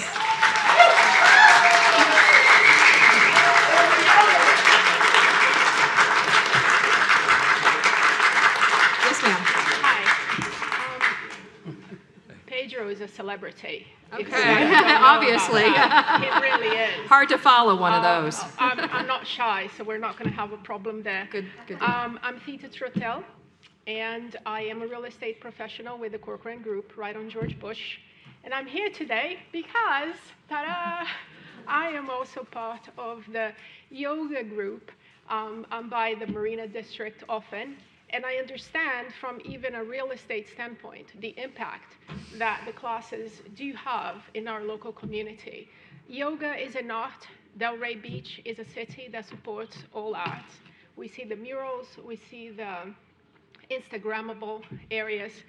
And so with the thought of community and most importantly, mental fitness, yoga provides peace, provides friendships. We all get connected sometimes via Instagram and online. It affects the entire country, what we do here in Delray. So I wanted to reinforce, and as a professional, because sometimes people think yoga, it's a different image. We all love it. It's peace of mind. We bring revenue to the city, obviously, through restaurants. Word of mouth. I know people that drive from Jupiter to take his classes, full moon yoga and all that. So I wanted to really ask that we put this back so we can have it by season end. So I really appreciate it. Thank you so much. Thank you. Thank you. Yes, sir. Thank you. Hello, Commissioners. Hello, Mayor. Pleasure. Hi. Paul Fazzino, Beachkeepers. Very proud of these people right here. Amazing group of volunteers reaching out in the community for a very... Address? 135 Southeast 5th Ave, Delray Beach, Florida. Thank you. All right, first time ever. We do about 1,400 hours of work in the city a month, cleaning up. I send all my volunteers around town. Very proud of you for earning that designation of that blue flag. It's nice to give a little shove. Very proud of them over there. They've really brought a lot of life to that park down the road. I've seen it make quite a transition. It used to be a little dilapidated, overrun with, filth. And it's not anymore. It's really cool. There's a lot of life there, and it's great. And these guys are great. She's wonderful. And I'm just happy to be a part of it. Thank you. Thank you, Paul. Yes, ma'am. Good afternoon. Vera Woodson, 1885 Palm Cove Boulevard. I have been away for a while, and I should say just away from here, but I keep bumping into Mr. Moore. I don't know why you and your fiance are stalking me. We need to talk about that. Home Depot, Japanese restaurant, the whole nine. You're cutting me off already. All right, well, anyway. Last time I was here, I was 2 pounds heavier, so those of you who recognize it, thank you. Thank you. I'm working on it. I feel it in my hands. Okay, let me get to the serious part. The reason why I'm here is you all are about to make a big decision regarding the Downtown Development Authority, which I am a board member. Full disclosure, I am a happy serving board member, and I appreciate all of the support that you all have given us along the path. I have 4 points to make that I hope when you are deciding who you're going to decide on, that you keep this in mind. I do not want to influence your vote. That's why I am trying to make sure that this is apolitical, because I am. I just want to make sure that there's continuity in the process, that the people that are brought onto the board understand that we have a goal, and that is to keep, from your goal-setting meeting, a vibrant downtown. That is our #1 mission, to make sure that all of the representatives and all of the stakeholders in our city see that we are working for them and providing services and events that bring the vibrancy to the downtown, and that tourists come here and they enjoy it, hopefully want to move here, pay for the expensive housing, and love us the way that we love our city. I also want to make sure that we are in this process making sure that every single person on the board is a legally vetted person, that we check the records to ensure that the person is of the city and of the statute that is required by the person that is represented based on what happened with the CRA. I just want to make sure that we are transparent in that process. I also want to request that we have a renewed and transparent communication process with the DDA and the DAIS. I taught high school, so I've seen Mean Girls, the movie, in real time. I've actually written a book about it. You can buy it. I don't get any more royalties, but it's called Scattered Shells. It's about girls and how they operate in high school. But anyway, I just want to make sure that when we are moving through this process, that we are making sure that everyone that is involved in this process is thinking of the people, not ourselves, not anyone behind the scenes, the puppet masters, the people that we are all entrusted to serve. That is at the foundation of all of this, and I think that we need to make sure that that's central to the decision-making process. And the last thing I want you all to consider is the at least 20-year spotless history of the Downtown Development Authority doing what we do best and providing that vibrancy and all of those elements to the city in conjunction with the commission, in line with the budget, and for the people. So I hope that when you're making these decisions, that you make them with a clear head and heart to ensure that we, as a city, do not muddy the waters or put a stain on our reputation for our decision-making process. Thank you. Thank you, Ms. Woodson. Yes, ma'am.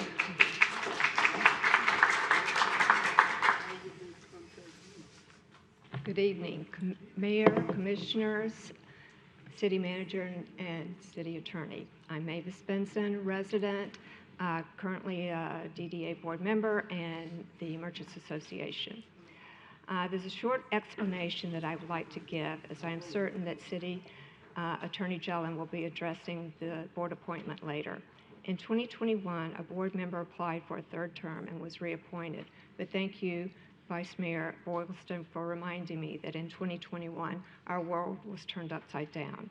In 2022, it did happen again, applying for a 3rd term, but that person did not get reselected.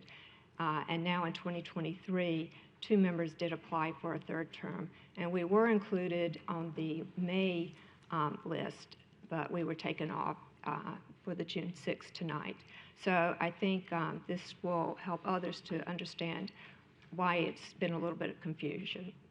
Nevertheless, tonight you're going to be making 4 appointments, and you've had some over 20 plus good applicants, and I'm sure it's been a daunting task to select persons of whom you believe not only fully understand the responsibilities and expectations, but will also be committed through the giving of time and expertise and a genuine desire to serve.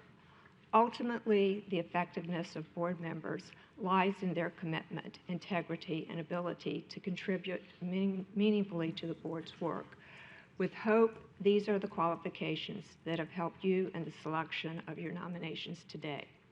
Over the past 6 years of my service, qualities of these from my colleagues have contributed to the productivity and success of our board. I am honored to serve with board members, all of whom bring passion for the vision and mission of the Downtown Development Authority. We have accomplished so much during this time, yet there's still so much to do. Our bottom line is always doing our best for the greater good of those whom we serve. Peter Kajiyama has a wonderful book, For the Love of Cities. In it, he says, "When we love something, we cherish it, we protect it, and we do extraordinary things for it." May this be a mantra for all of us. To those who are appointed, may you serve with passion and purpose in service to our community, our merchants, our businesses, our residents, and our downtown. And please know that my door is always open. My phone number is out there available. If I can do anything to be of help to make this an easy period for you, I'll do whatever I can. You have an amazing team. You've got an awesome executive director and board members as well, as you just saw. So with that, I think you can understand why it's hard letting go. Thank you. Thank you so much, Mavis.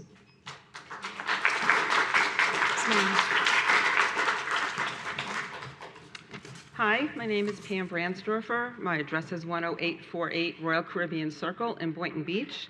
And I want you all to know that today is my 41st wedding anniversary, and it is so important for me to be here that I looked at my husband when I found out about this meeting, and I said, "I'm sorry, we're not going out to dinner. I have someplace else to go." What I'm going to say to you may sound a little familiar, as I sent a letter to all of you several weeks ago, but I thought that I probably couldn't say it as well again as I did in this letter, so if you'll permit me, I'd like to read that and add a few things on top of that. I wake up at 5:30 a.m. every single Sunday, earlier than I've ever woken up for work or pretty much anything else. Sun or clouds, dark or light, to start my day with the amazing sunrises on the beach. And once a month, we gathered, or used to gather, to watch the amazing moonrise. And if you've not attended a sunrise or full moon yoga, I urge you all to do so. You will not walk away from that experience the same as when you got there. I'm struggling to understand, and I'm happy to hear that there is something in the works, but what the issue is with continuing these activities on the beach. Nearly all the times we're there, the beach is empty. We're in no way impacting the use of the beach by residents or guests, taking up parking, or being disruptive to anything or anyone on the beach. Not only do we not make a mess, but many of us actually take the time to pick up trash and clean the beach while we're there in an effort to give back to the town and to respect the beach. And we bring others to the beach. When my friends are in town, they always join me, even if they don't do yoga. And then we walk up and down Atlantic Avenue and get breakfast or dinner and contribute to the local economy. We pay for parking, for food, and for shopping. And our absence has been felt so much that I got an email the other day from Playa Bowls telling me that they haven't seen me for a while. We are respectful of the beach and our neighbors. For the last 7 or so years that I've been coming to the beach for sunrise yoga, we take our place a respectful distance from the other groups that meet there every Saturday and Sunday morning, as we did, also at sunrise. We make no more noise than they do, we leave no more mess than they do, and we respect each other's time and space at the beach. I urge you to reconsider whatever current rulings are in place that impact the ability of Pedro Luna and others to use a small space of beach for a short amount of time that impacts no one, disrupts no one, and brings so much to the residents and the businesses in Delray Beach. And I'd like to end with a few words about Pedro, who is the most genuine, caring, and real person I have ever met. He is always thinking of others, and he is a true asset to the Delray Beach community, not just our yoga community, but to the entire community. And I can think of no finer person to have be synonymous with Delray Beach than Pedro. Thank you. Thank you. Yes, sir.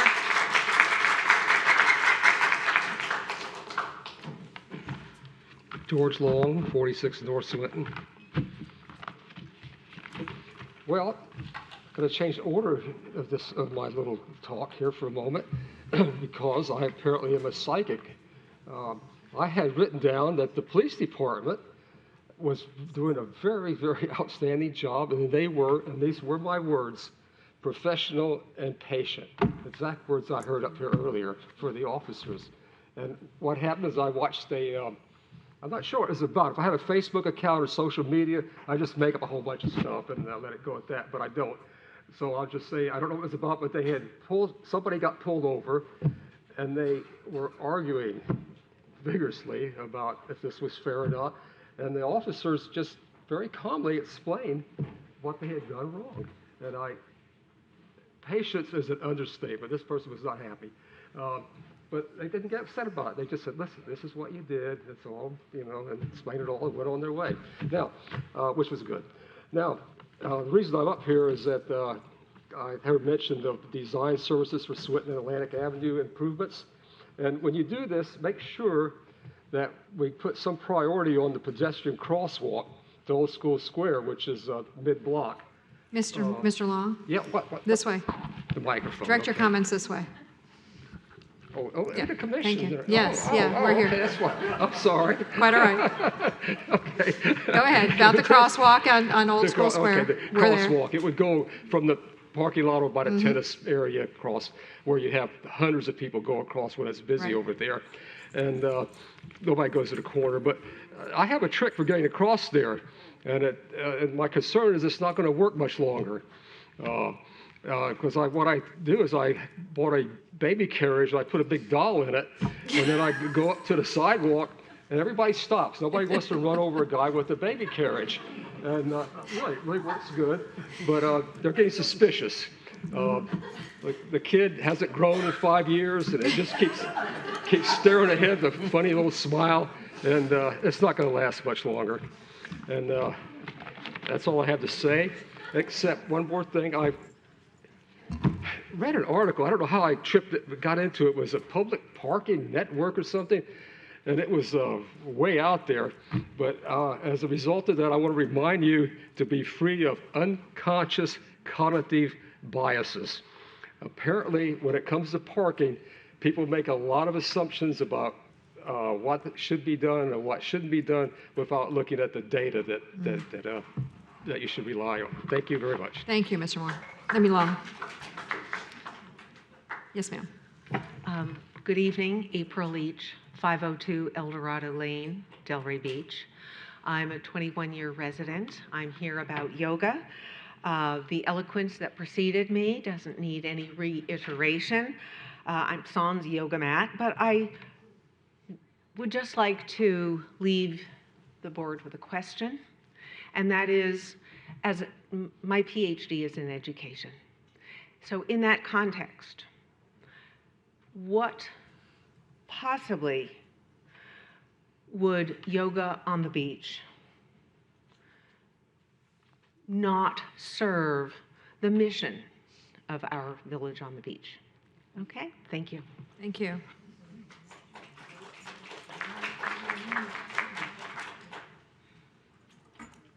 Yes, sir. Good afternoon. My name is Willie Bridges, and I live at 353 Northwest 7th Avenue. My complaint is Northwest 4th. It's been moved a couple of years ago, a few years ago. It's too close to my property. It's too close to the property.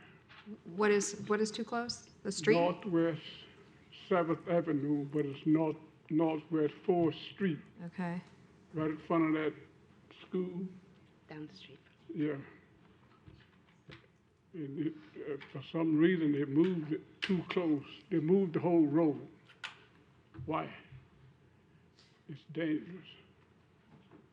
I have to have a garbage can out there by the roads, keep a car from hitting me for me working in my yard. Yeah, that's very dangerous. I'd like to know what can you all do about that. But the road has been completely moved over. That was my complaint. Ms. Johnson, can you give us the address, and then what we'll do is send somebody over to 353 Northwest 7th Avenue. 353 Okay. Northwest 7th Avenue. Thank you. but it's 4th Street is what runs. Yep, Okay, got it. that's my complaint. All right, thank you so much, sir. We very appreciate welcome, it. ma'am. We'll have somebody Thank you. follow up. All right. Good job. Yes, ma'am. Can't imagine what you're here for. This is my weapon. Yeah, it's the dead giveaway. My name is Julie Murphy. I'm at 815 Tangerine Way, Gulfstream, Florida. I'm obviously here for the yoga. I usually put people to sleep through meditation recordings, so I'll try and keep this a little bit more upbeat. But yoga can really change your life, my life, anyone's life. And what I love about what Pedro is doing and has done for years, echoing what Pam has said, is that he builds community and he builds it beyond the yoga mat. This is making the practice available to many people who wouldn't be able to do yoga because they don't have the financial means, or they don't want to get up at 5 in the morning and they see people like us doing that and they feel motivated by it, or they just look at the group and they see that the group isn't that, that sort of stereotype of a young 20-something skinny, bendy person putting themselves into a pretzel shape. It's about so much more than that. It really is about mental benefit, positive mood and mind shifting your mood and your mindset, emotional benefits, spiritual benefits. So it's something that we really hope that we'll be able to continue to do in the way that we've been doing it in those beautiful mornings, joining everyone else on the beach who loves the town that we live in. So thank you for your consideration. Yes, ma'am. Hi, my name is Marie Heckendoren, 7596 Colony Lake Drive in Boynton Beach, and I'm here as part of the yoga community. I didn't plan to speak today, so I'm pretty shy, so I'm sure I'll be really short. But a couple of years ago, I started, maybe 3 years ago, going to the beach yoga. And my son, who is here, Matthew, who did not want to speak, but who is he's autistic, and I asked Pedro if he could join us. He didn't know how to do yoga, and now Matthew loves yoga. It's more than it's obviously healthy for your body, but it's a spiritual mind peace that's pretty indescribable, and to do it on the beach is even more indescribable. And it really provides such a sense of community with all of us. We're all so different, but Pedro brings us together, and we learn breathing techniques, which could be useful now. It just, there's so there's so much that the city, in providing us the opportunity to do this on the beach, gives us in terms of mental health and peace. So thank you for your consideration. Thank you. Yes, sir. Hello, Ms. Mayor. Hello, Commissioners, and everyone here at the City of Delray Beach. Thank you for being here today and being nice to everybody and listening to what everybody has to say. I want to introduce myself to everybody. My name's Andrea Fazzino. I'm the president and founder of Beach Keepers, Inc. I've been in this community for now the last 7 years and 2 years privately, trying to make a positive impact to people, to get them to recognize how valuable this community is. Andrea, what's your address, too? Excuse me? Your address? Oh, thank you. Mm-hmm. And I'm very, my address, I'm sorry. I thought you said you're well-dressed. I thought you said you're well-dressed. Yeah. You are well-dressed. 135 Southeast 5th Ave, Thank Delray you. Beach, Florida. You got it. Suite 107, 33483. So what I wanted to express to everybody is I want to thank everybody for welcoming our charity to this community. We try diligently with over 1,000 volunteers to make sure that the tourists that come here and the people that recognize how valuable the preservations of the environments are, that they recognize that their impact does make a difference. So I want to thank all the city workers for their working every day diligently, around the clock, Parks and Recs, they rock, all the city officials, you guys are great. And a lot of times, sometimes you're not even rewarded or thanked for stuff you do, because behind the scenes, somebody's always saying something that is not really something that you might want to hear, because there's never enough gratitude. So I'm telling you, I'm thanking you all for what you do. Whether you hear it all the time or not enough, I want to thank you. My brother wants to thank you with our charity. And the people that come and volunteer at our organization, they just give back. They're so genuine. These people, they come and they engage with their families, with their fathers, their mothers, and their kids. And some of the students from the schools that come out, it's just priceless to see that they recognize that they're not picking up garbage. It's pollution. There's a difference. You know, garbage falls off a garbage truck. Well, it was an accident, not a big deal. You pick it up. But sometimes we find it in our bushes and our trees and on the beaches, and the way it falls in places where people that are litter bugs don't recognize what they're doing to adversely hurt the community. It's something that needs to be spoken about out loud, because nobody's perfect. But the bottom line is we're going to all live here for a certain length of time. Before we all know it, we're going to be all dead and gone. Someone else is going to be following in our shoes, and it needs to be left right for them. So I just want to thank you guys, and thanks for letting me speak to you all. Have a great day. Thank you. You're welcome. Yes, sir. Good day, Pablo Del Real, 6285 White Pine Way, Lantana. Former resident of Delray Beach for 16 years, still working here after 20 years. Just wanted to plant one seed on item 8A, which is not a quasi-judicial hearing as I see on the agenda. Yeah, it's public, though. Taking public comment on that now? Or Have to be, no, you have to do it at that when time. it comes up. Fair enough. Anyone else? Okay, come on up.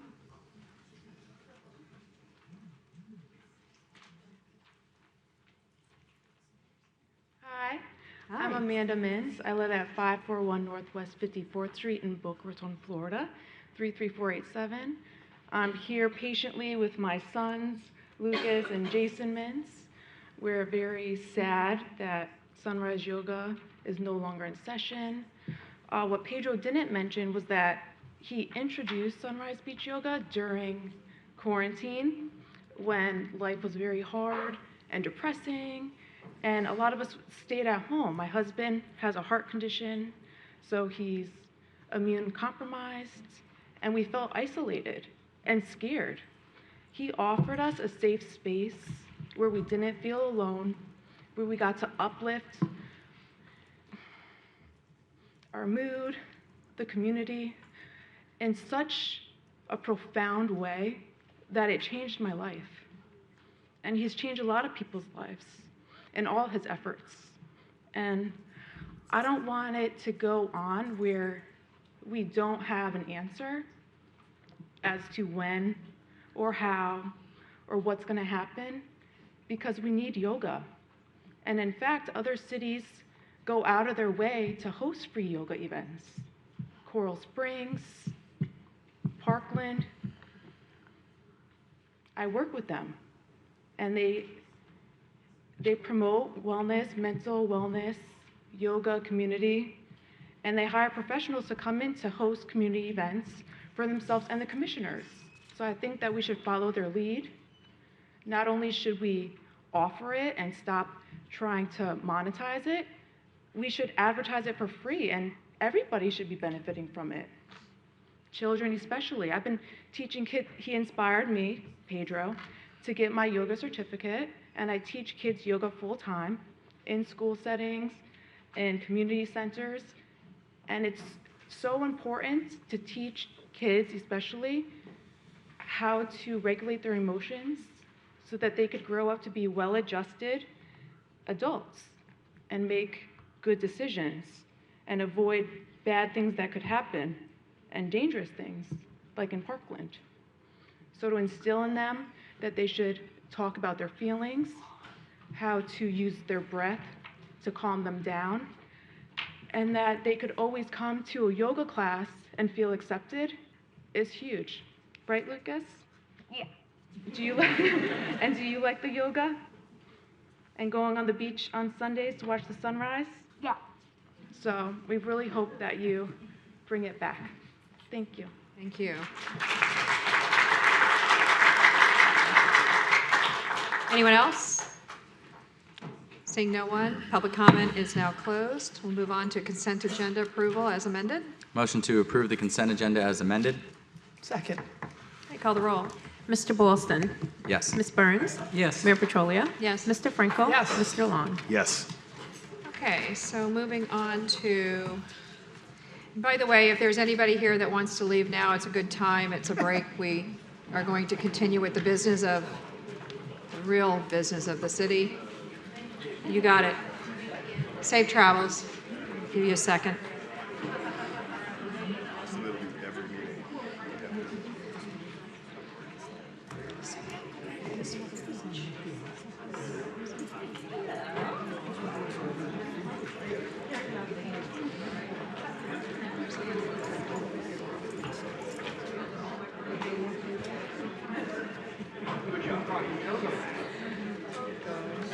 Still got a group left.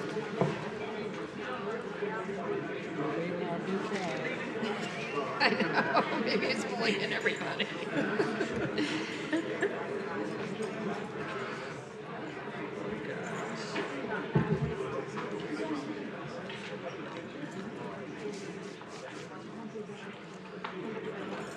Right. I'm here. I left my jacket in the car this time, but I did. Yeah. Just keep us all awake. All right, I think we're pretty much settled in, so what we'll do is move on to 7A, resolution number 94-23. Anthea?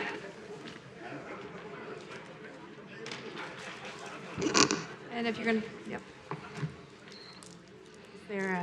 Yeah, there we go. This isn't a particularly complicated resolution. It might be a little bit unusual, so let me see. There we go. Okay, so the resolution, we're giving a new street name, and so ultimately that requires commission approval. There is an alley that is located in the Palm Trail neighborhood that is located between Bondway and Witherspoon. I think you'll remember at a fairly recent commission, part of this alley was abandoned and turned over to the adjoining property Yes. owners as it was no longer in use. However, there is a new development, and the lot lines are a little bit light on the screen.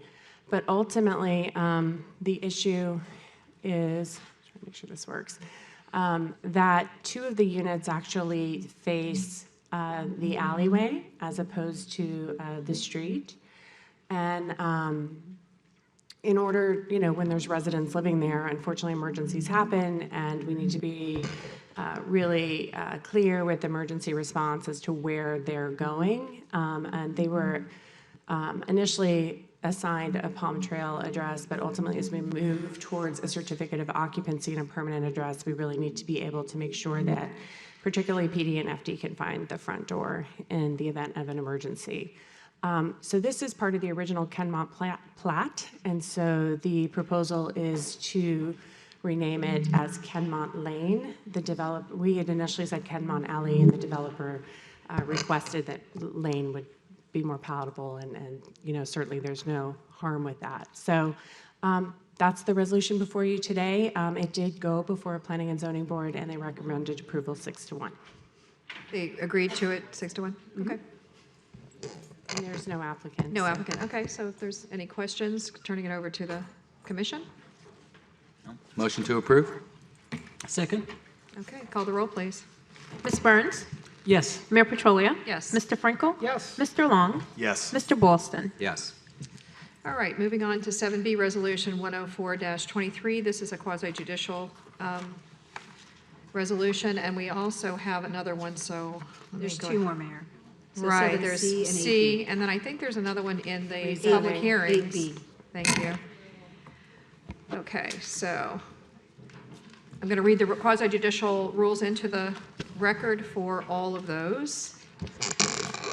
This hearing shall be conducted in accordance with quasi-judicial rules. The applicant and the city shall be allowed 20 minutes each to present their case. The public should be allowed to speak for 3 minutes each, or a maximum of 6 minutes. A person represents an organization or a group of people who are present but agree not to speak. The city commission staff and the applicant may be allowed to cross-examine a witness. The city and the applicant will be allowed to offer rebuttal testimony. The decision to approve or deny an application or appeal may not be legally made upon personal views as to whether a project is a good project or not, nor may a decision be based on the number of citizens who support or oppose a particular project. The law requires that all decisions must be made on the basis of whether the project meets the requirements of law, the comprehensive plan, and the land development regulations. At this point in time, we're going to ask anybody who's going to be speaking on 7B, 7C, or 8B to please stand, raise your right hand, and be sworn in. By the authority vested in me as the notary of the state of Florida, do you swear or affirm that the testimony you're about to give is the truth, the whole truth, and nothing but the truth? I do. Okay, and when you come up to speak, just make sure that you indicate that you have been sworn in. Is there any, ex parte communication by the commissioners? And this would be for resolution number 94-23. And this is the what, excuse me, 104-23. This is the 319 Northeast 3rd Avenue. I spoke with Mr. Schiller. Okay. I spoke with Mr. Schiller as well. Not recently, but I did speak with him earlier. Okay. I spoke with Mr. Schiller. And if anything, it would be on the server. I didn't speak with anybody. So at this point in time, we're going to ask that the city go ahead and enter the file into the record. Good evening, Anthea Janiotis, Development Services Director, and I'd like to enter file number 2022-268 into the record, and the applicant is here with the presentation of the request. All right, Mr. Schiller, you're up. Good evening, Good Mayor, evening. Commissioners. My name is Neil Schiller. I am with Government Law Group located at 137 Northwest 1st Avenue, right across the street here in Delray Beach, Florida. And I'm here tonight on behalf of Charles Monticello and his brother Anthony, who seek to open a sushi restaurant at 319 Northeast 3rd Avenue.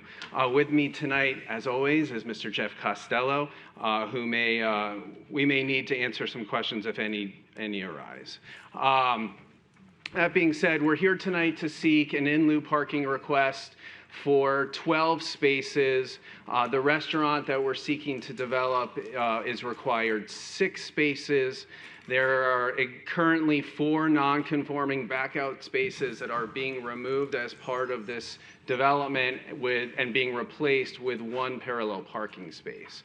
There is a forthcoming Class 3 approval seeking to convert an 1,800 square foot 1-story office building from office to restaurant, and then add 850 square feet of rooftop terrace for restaurant use. That was a lot. I do want to say that this Class 3 approval application and lieu parking request application have been submitted since September 7th, 2022, and that is important. Here's the aerial of the location, just located north of Northeast 3rd Street and Pineapple Grove. Here's zoomed in, right next to the 3rd and 3rd restaurant. Here are existing photos of the existing 1-story office building. We are 42 feet wide. The whole site is just 42 feet wide and just contains just 2,600 square feet. You can see the 4 non-conforming backout parking spaces on the left-hand side, the left photo, and on the right-hand side, you see the rear of the property that we're seeking to upgrade. This is just a rendering, just for context of what we're seeking to develop at this property. Again, you can see some limited access second-story space that we would be creating. This is the site plan again, just so you have a full view and understanding of why we're asking for the in-lieu parking that we're asking for. In addition to the 1 space that we're adding, the parallel space that we're adding, we are also creating a new 6-foot sidewalk. Right here, that light blue area. The dark blue area is a new 4-foot curb zone with a new street tree, excuse me. And then lastly, the application is requiring a 5-foot right-of-way dedication. This is just a life safety floor plans to just show you generally what is in our Class 3 application. And in-lieu parking. So as you know, this is your second to last in-lieu parking request that you'll see under the current rules, which you have to make a finding that there's adequate public parking options available here. We believe that the request is not only consistent with the LDRs and the comprehensive plan, but also the parking and curbside management plan. The property, again, is in the Pineapple Groves Art District. Use of Uber, Lyft, and Freebie has increased.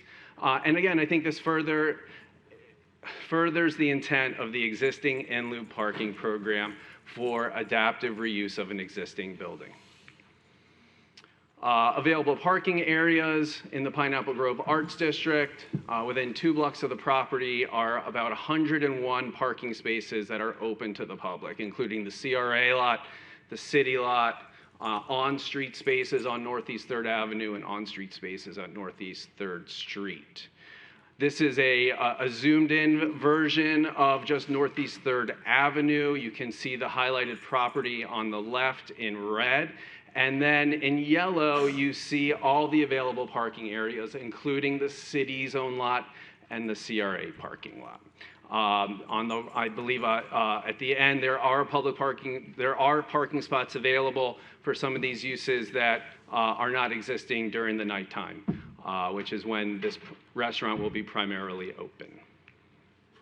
In conclusion, we feel we meet all the criteria for you to approve tonight. There is adequate public parking available for this restaurant. We are only seeking 12 spaces. This is a very unique site design and site because of the width and because we have to take out those 4 non-conforming back out spaces. The DDA recommended approval of this application. The Parking Management Advisory Board recommended approval of this application. We ask that you approve this application tonight for the in lieu so we can go back through the process with our Class 3 site plan application. And with that, we're here happy to answer any questions. All right, thank you to the staff.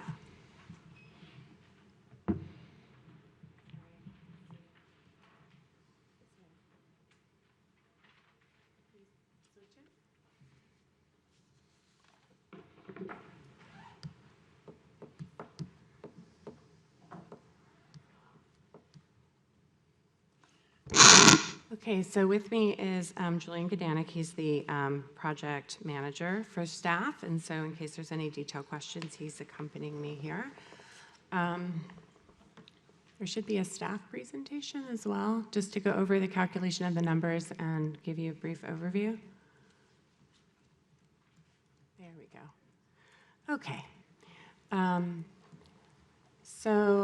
Ultimately, the issue with the parking is spurred by 2 things. One is the use conversion that's proposed, moving from an office sort of flex space into a restaurant, which has a much higher parking requirement, and then also the addition that provides a rooftop terrace access as well, which is expanding and increasing the use space. And the way that you can accommodate or request in lieu is different for those 2 different conditions. So, all right, so the keyboard doesn't work. I'll go this way. All right, so ultimately the request is for 12 spaces. That's an older version, but the way that the math works out, just to put it on the record, is ultimately the proposed restaurant is over 2,500 square feet. It's comprised of retrofitting the original first floor of the building and then adding another 850 square feet onto the 2nd story. For open air dining. This would normally result in a requirement for 16 spaces. However, as the applicant gave you an overview, there are 4 non-conforming spaces that back onto the street, crossing the sidewalk. This is not an arrangement that we would ever allow anyone to build now. And so, by installing a parallel parking space, we're able to remove that pedestrian vehicular conflict in a street that is becoming more and more active and lively. So it's a loss of 3 spaces because 1 comes in parallel. The property is not wide enough to accomplish 2. The adjoining property has just finished. It's construction that would be the parking garage with the small space next to it. So we are giving credit for those 4 spaces because we want them to be removed, which is why the requirement is 12. That requirement that in terms of in lieu, the existing building, the use conversion, you're allowed to do 30% of that square footage. As an adaptive reuse incentive. The new square footage is, I'm sorry, it's the other way around. You can do 100% of the ground floor. Thank you for not nudging me, because I could feel you. 100% of the adaptive reuse can use in lieu. Only 30% of the new square footage is allowed to ask for that accommodation. So we've boiled it all together, and both the applicant and staff are in agreement that 12 is the number that would need to be provided for this project to move forward. So again, here's those 4 spaces, and you can see that there's a path that is demarcated by the new street improvements that have been done. And then by removing those spaces from the front, There wasn't an effort to try to fit two. It's not going to fit with the resubmittal, I suppose, shows that based on the images they're showing. And so it would reduce, like I said, remove that back out, allow for a tree, a wider sidewalk, a parallel space, and remove the pedestrian vehicular conflict point that's there today. This request is located within Area 4, and so the required payment would be $55,200, and it would be due at the time of building permit issuance. At this point, there's no sense going forward to SPRAB for final action if the project can't be parked, which is why it's here before you now. Ultimately, if the in lieu is granted, it will go on to SPRAB, and the project itself will appear at the very least as an appealable if there's no other waivers or action needed. So you will see it again. The finding that you have to make is that there's adequate public parking options available. And while the code doesn't specify the exact distance, a 5-minute walk is just over 1,300 feet. So if we look at about a 1,000-foot radius, the applicant has presented, I think, a very good overview of the parking that is available in the general area that is public. Old School Square and the railroad lot are outside of the 1,000-foot radius. The DDA recommended approval 4-1, and the Parking Management Advisory Board recommended approval 5-0. And we're both here if you have any questions. All right, very good. So at this point in time, this is a public hearing. If anybody is here to speak to this issue, please step forward. You state your name and address, and you'll have 3 minutes. Seeing no movement, public hearing is closed. Is there any cross or rebuttal testimony by either staff or the applicant? I just have some brief rebuttal. Sure. A couple of things I forgot. One thing that I forgot to mention, and one thing I just want to remind you, we don't get credit for the one parallel space that we're providing on site. So it's not like we're not providing any parking. We're providing that one parallel space that we can only fit on site, but we don't even get credit for that.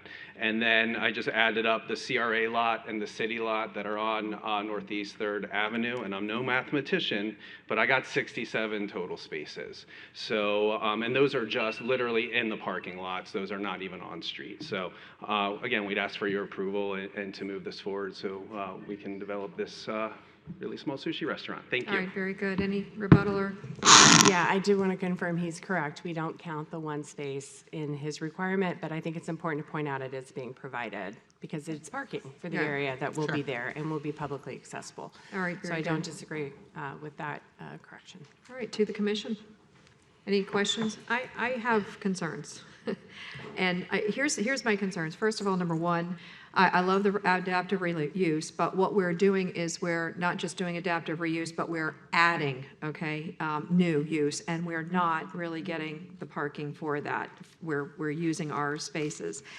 I don't understand how we can have a requirement of 16 spaces. How many was there? 16 originally? That was required. And we've rolled it back to 12 because of spaces that have to be provided by the sidewalk. I think, it's 16 spaces in my book. That's what we should be getting full credit for, but we're not. And I think that we are heading down that path in the 3rd and 3rd area. We have lost a lot already, which is across from 3rd and 3rd that everybody used to park on, the gravel lot, that's going to be built on. So it's already getting intense, and we're only adding we're setting, I feel like, it up for failure, and I don't want to see that happen, because what will happen is if it becomes difficult to park, people just won't come. And so I can't feel comfortable moving forward for those reasons on this. And that's just what I was going to say, and I'll take a motion if nobody has anything else. Oh, yes, sir. I had a question or comment.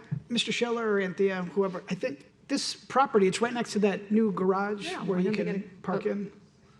The 4-story, multi-story. Sorry, there it is. I know, there's something wrong with that. It's like the Jedi is taking over that microphone. The lightsabers.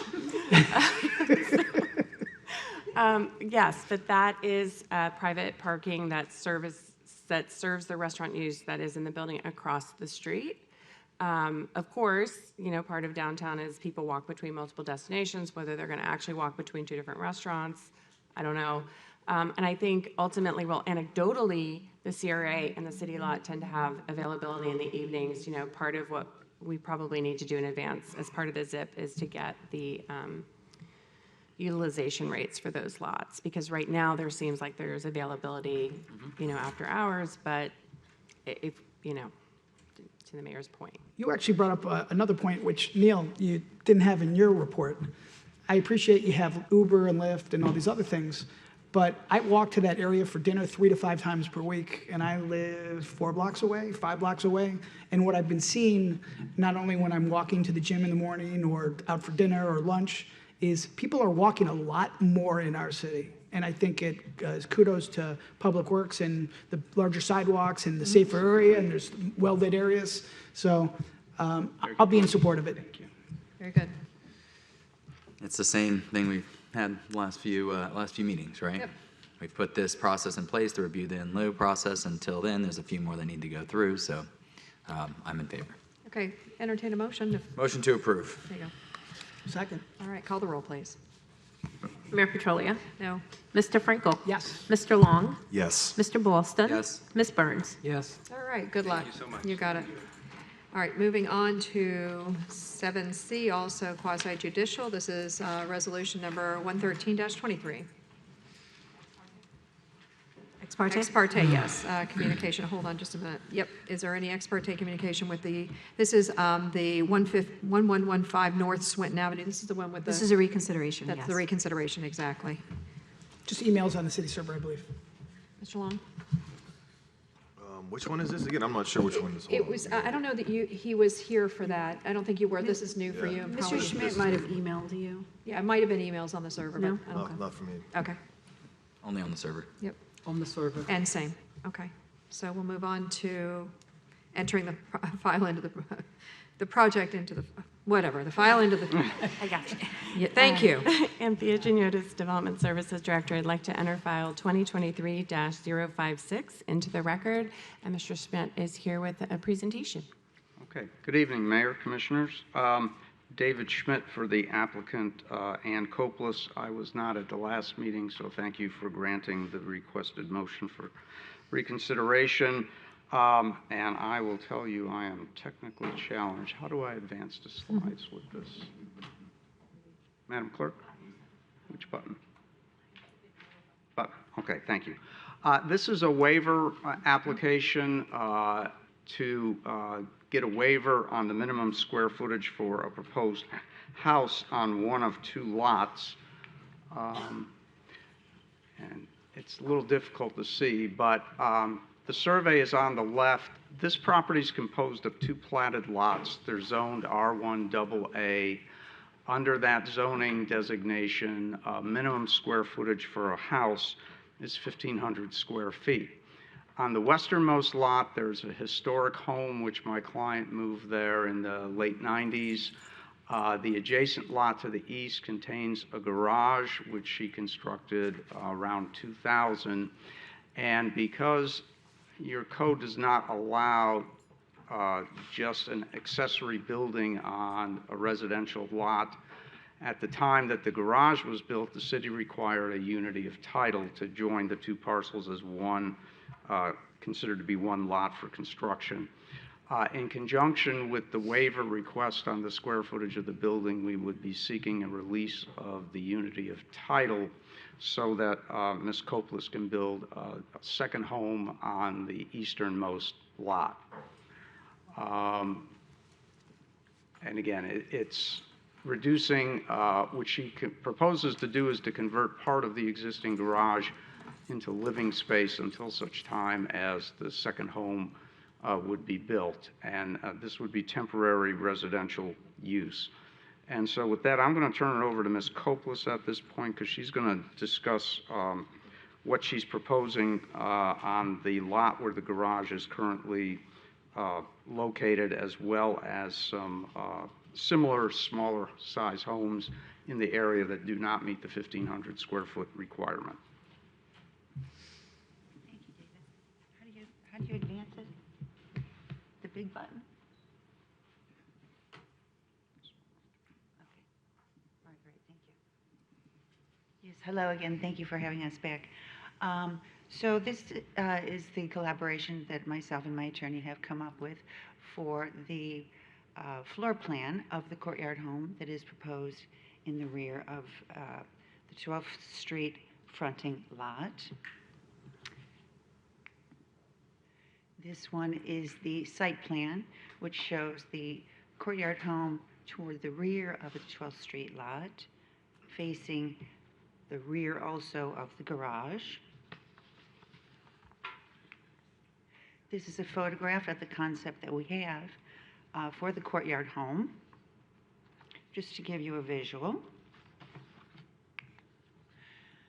And this is how we're comprising the 864 square foot that we're asking for relief from, as relief from the 1,500 square foot requirement of living space on the 12th Street lot. So the bay number 3 is proposed to be converted to living space. It currently has plumbing, sewer connection, mechanical, electrical. Everything has been CO'd in the year 2000 when I built it. The other 2 bays count at a rate of 50%, so that is a total of 576 square foot on the first floor of the garage.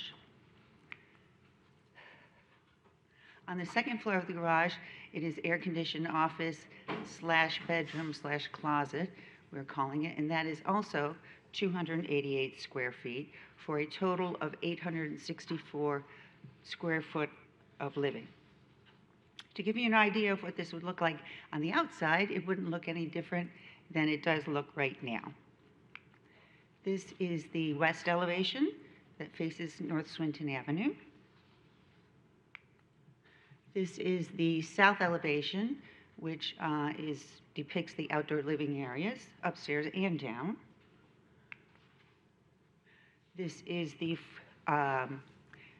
north elevation, fronting 12th Street, with a proposed new railing on the top there to sort of soften up that look, fronting 12th Street.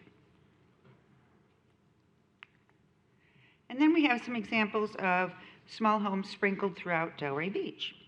The first is 323 Sandpiper Lane, which is 629 square feet. No additions to it. The second is 14 Northeast 12th Street, which is 1,072 square feet.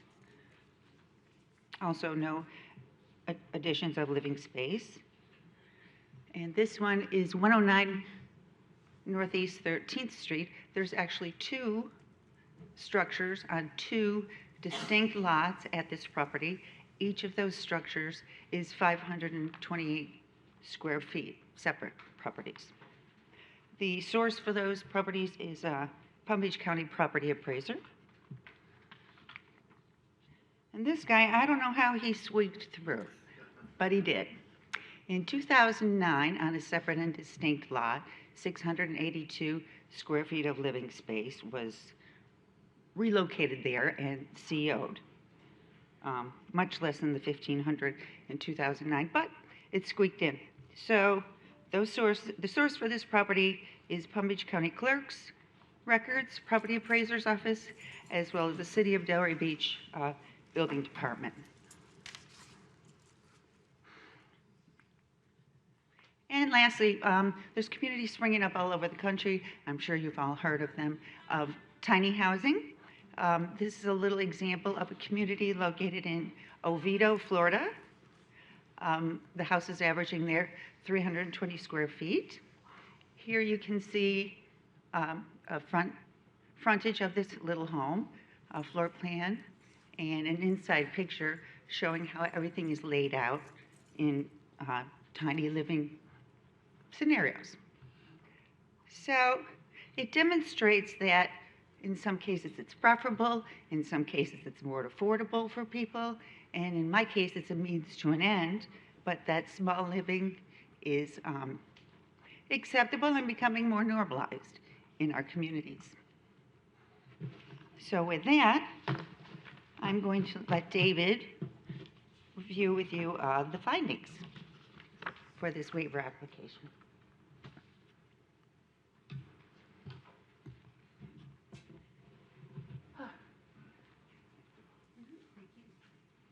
In order to grant the waiver, and this is from, it's in your memo that on the agenda, LDR section 2.4.7B5, the approving body shall make a finding that the granting of the waiver first shall not adversely affect the neighborhood area. This existing garage structure, which, as Ms. Copeland noted, she's not proposing any changes to the exterior other than the balcony, is that it's existed since 2000, and reading from the staff report, which we concur with, the garage structure on parcel 1 matches the existing development pattern found along the street. The waiver allows the existing structure less than the minimum required square footage to legally remain and be occupied.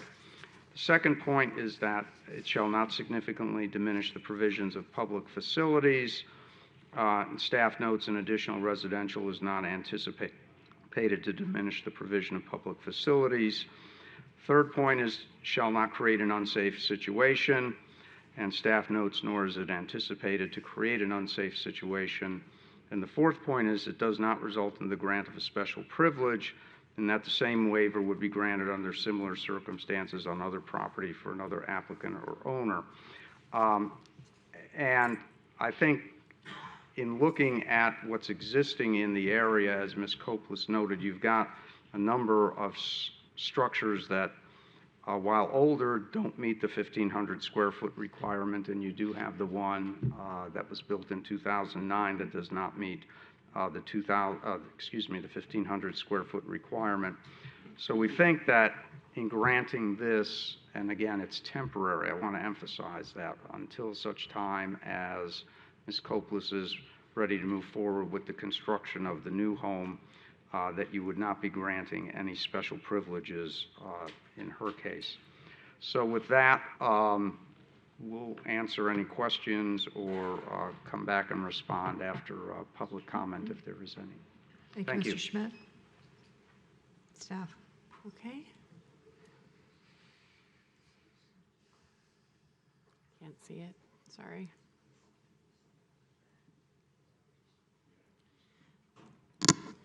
So I think the issue before us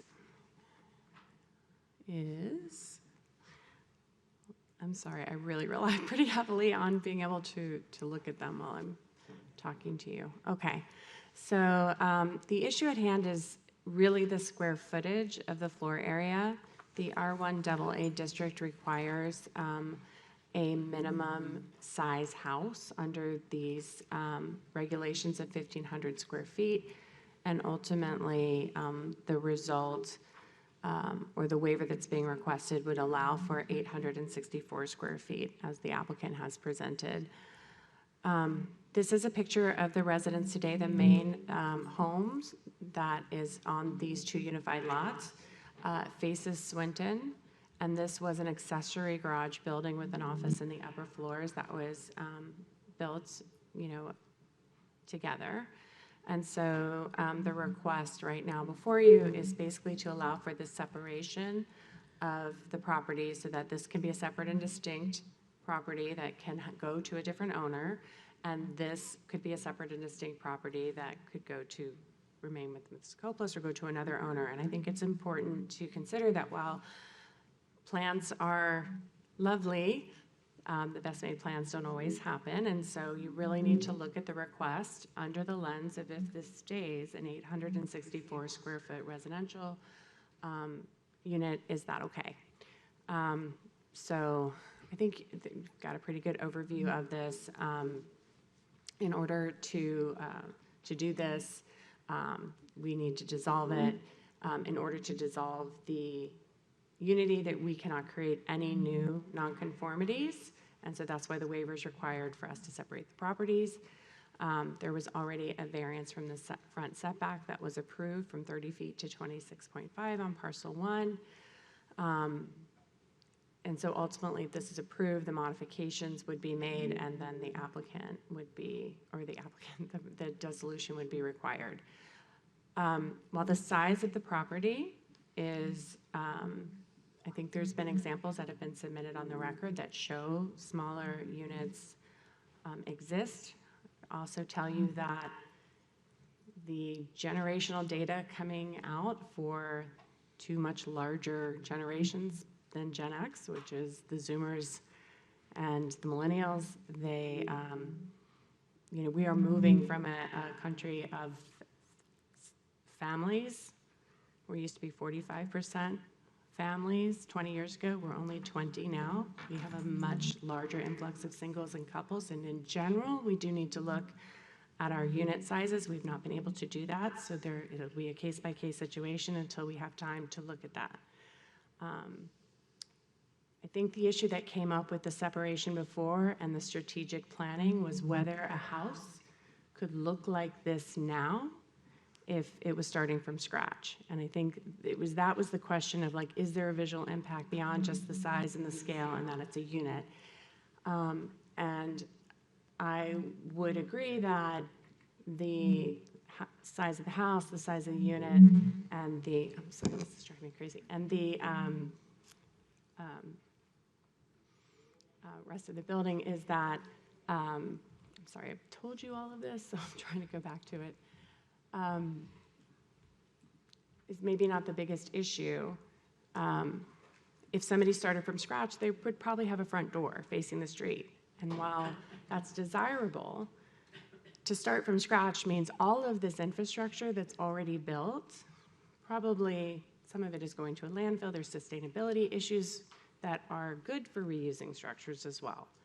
So, the push and pull of this is ultimately the only waiver that's required is not to the aesthetics of the building that is left. It's merely to the size of the unit that would result if the larger plan of building more use area behind this existing building was not to occur.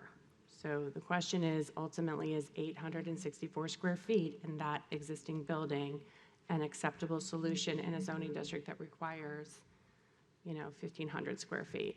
And the findings before you are, again, whether it's adversely affecting the neighborhood by allowing that condition. Is it diminishing a public facility, or is it creating an unsafe situation? And then finally, if it's a special privilege. And those are the 4 findings that you have to determine in considering the request. And that's it. All right, great. So if there's anybody here that would like to speak to resolution number 113-23, please step forward, state your name and address. You have 3 minutes, and just let us know that you've been sworn in too. Yes, sir. Good evening. Good evening. My name is Dan Bellante, 206 Southwest 2nd Avenue, and I'd like to say a few words in support of this application. I'm just going to read, it's easier for me. I'm the executor of the estate at 18 Northeast 12th Street. My oldest friend and business partner lived there and was Ann's neighbor for many years. Pam and Ann and her neighbor Doug and I were involved in supporting many of the early efforts in revitalizing 12th Street, the Dell Park neighborhood, and the city's renaissance. Along with others like Bob Curry, Gene Fisher, Sue Kellerer, we worked on the early programs like developing the Pineapple Arts District, the West Atlantic Avenue District. We attended the early charrettes and the early art and jazz on the Avenue events. We participated in the Light Up Swinton Christmas programs and the bed races. Ann, in particular, for many years hosted the popular garden and home tours to benefit the Children's Achievement Center. Her home was selected as a premier home for the tour. Mounts Botanical Gardens recognized her contributions with awards for 3 years in a row. Excuse me. Ann has hosted many charitable and fundraising events over the years, including for the Historic Preservation Board. She was awarded for excellence by the Delray Beach Historic Preservation Trust and was honored by the Boca Raton Historical Society for her preservation of her historic home, designed by renowned architect Carlos Chappelle. Ann has been contributing to her street, her neighborhood, and this city for all of the years I have known her. I wholeheartedly support her waiver application. She is the kind of person we need to keep in Delray Beach. Thank you. Thank you. Anyone else?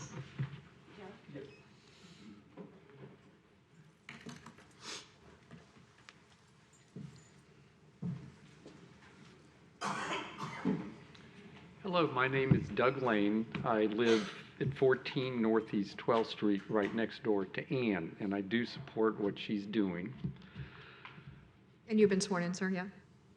You were Yes, sworn in. I was, Thank yes. you. My family moved to Delray on both sides in the 1930s.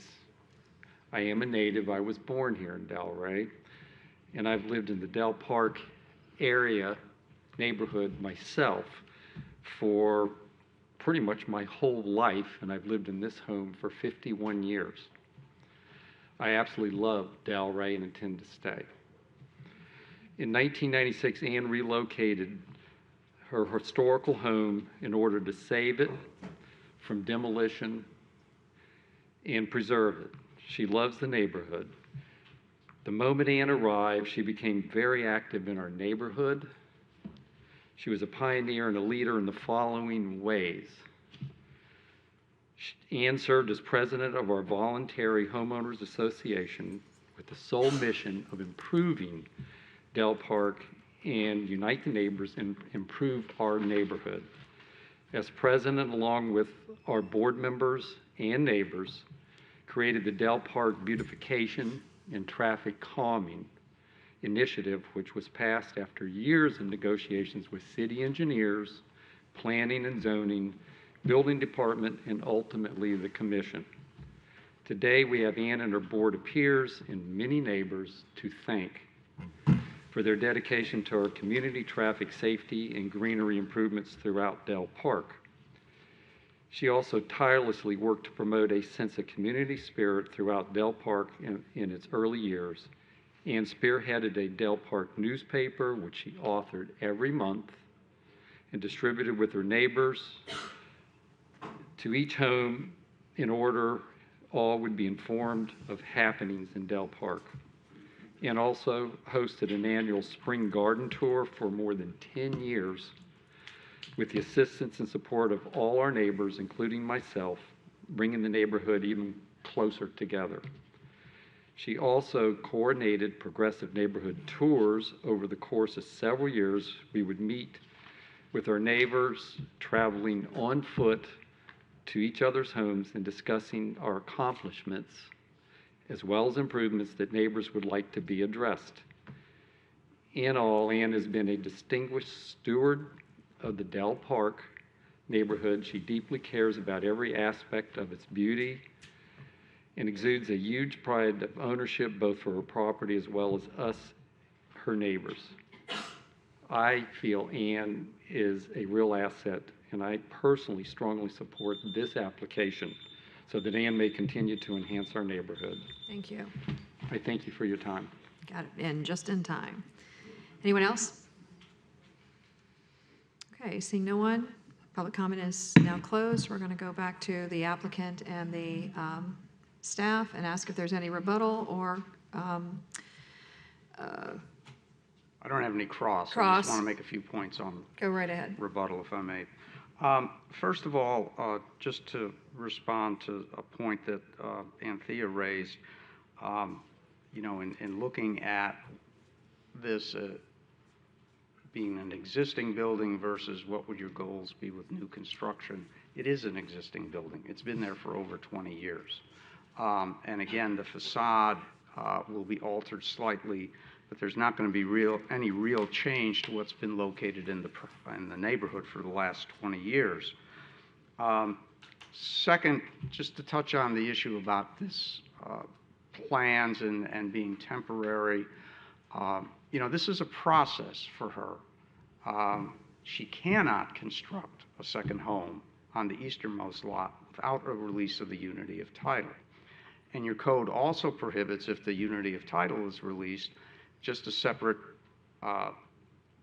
accessory structure, which is the garage. So I think this is a good compromise and proposal on her part that until she's able to proceed with the new construction on the home, that she resides in the garage and converts that into living space. And finally, again, it's not new development, but the comprehensive plan that was recently passed does support smaller housing, and so I hope you take all those points into consideration and grant the waiver request. Thank you.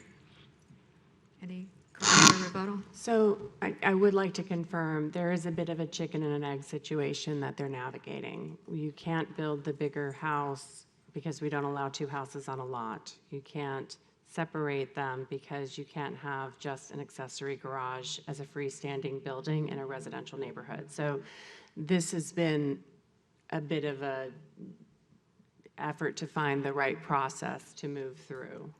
And so I'm here if you have any questions about that. To the commission.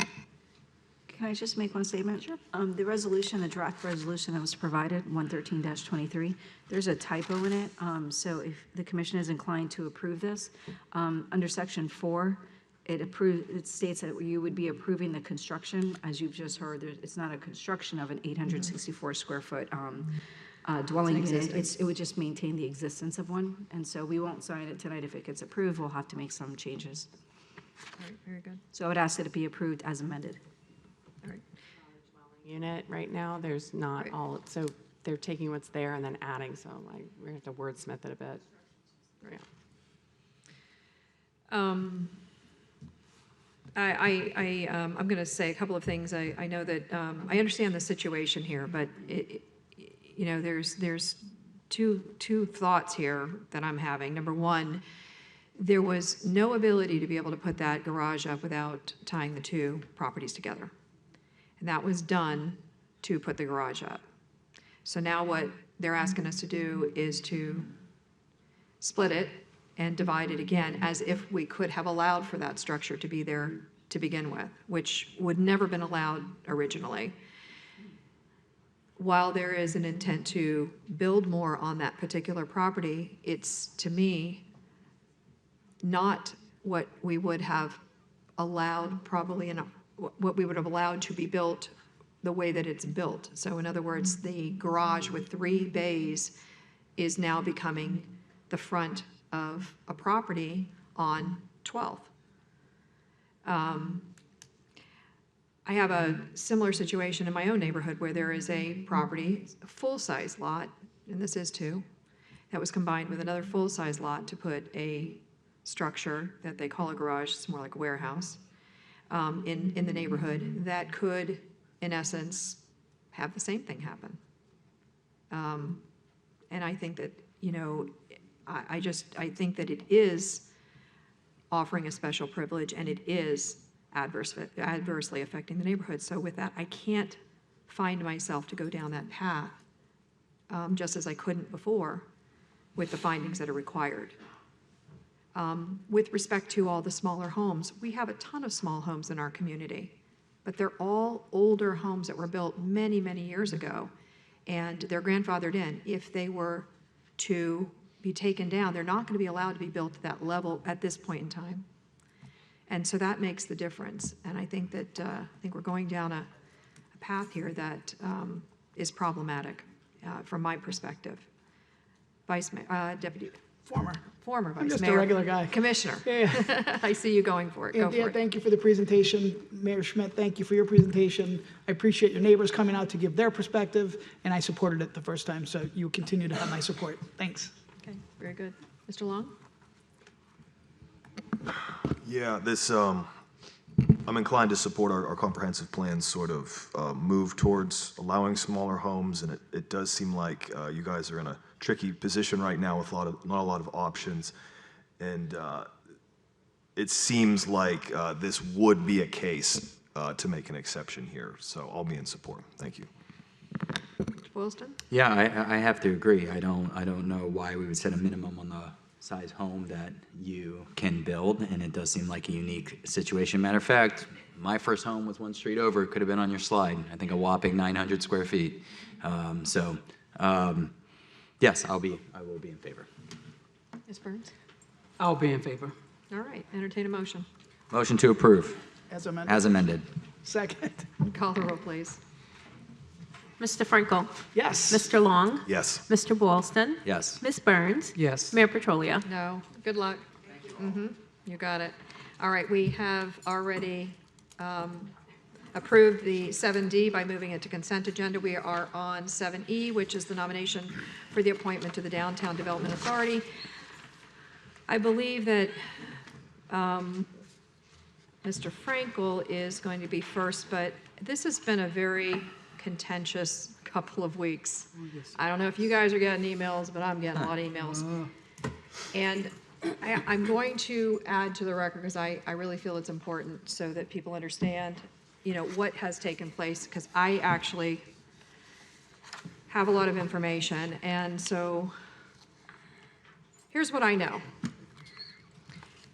During my May 8th agenda review with Mr. Moore for the May 16th commission meeting, item 7E was included, which were nominations for the appointment for the DDA. Sometime after May 8th, but before May 12th, 7E was removed from that agenda item. On Friday, May 12th, and the reason I know that it was May 12th was because that was our goal-setting meeting, I approached Mr. Moore, and Laura Simon was there present at the same time, asking why that was pulled. Mr. Moore stated that it was to be placed on the June 6th meeting and that it was put on a too early agenda. But here's the issue. May was the month in 2022 when the DDA appointments were made in 2022. So I requested that the applications remain closed in order for nothing nefarious to be inferred. That didn't happen. After the May 8th date, 6 additional applications were made for the DDA appointments, of which there are 4. In addition, 2 incumbent board members, and you heard this earlier, were not placed on the selection list, citing Section 32-08C of the Delray Beach ordinances being term limited. And yet on May 17th, 2022, that was just last year, at the last time that we were appointing, the City of Delray Beach cover memo and the staff report for the agenda item, and that was 7B at the time, stated, and I'm going to quote it, "The term for Mr. Peter Arts will expire on June 1st, 2022. Mr. Arts will have served 2 full terms, is eligible, and would like to be nominated for a reappointment." And then again on July 6, 2021, the City of Delray Beach's memo and staff report for the agenda for item 7D stated, and I'm going to read it also, quote, "Due to Mr. Alan Costello's term expiring on July 1st, 2021, a seat will be vacant. Mr. Alan Costello will have served 2 full terms, is eligible, and would like to be reappointed," end quote. There's also been some throwing back and forth about whether or not there's true tax qualified applicants meeting the full criteria. So here's my suggestion to the board, to the commission, moving forward. All tax qualifying members should be required to provide the documentation to prove their status. It's required. That's what has to happen. Second thing, tax qualifications should also be maybe provided a year in arrears, and the reason for that is because it allows for people to settle into the downtown area to understand what's going on in the DDA district before they get on the board in a tax qualified position. And then once the applications have closed, there's no opening them again, even if the selection gets pushed off, with one exception, if we don't have enough people. We had like 20 people that were applying as of that May 2nd date. So it gives reason for all the concerns that have basically caused these emails that we're receiving.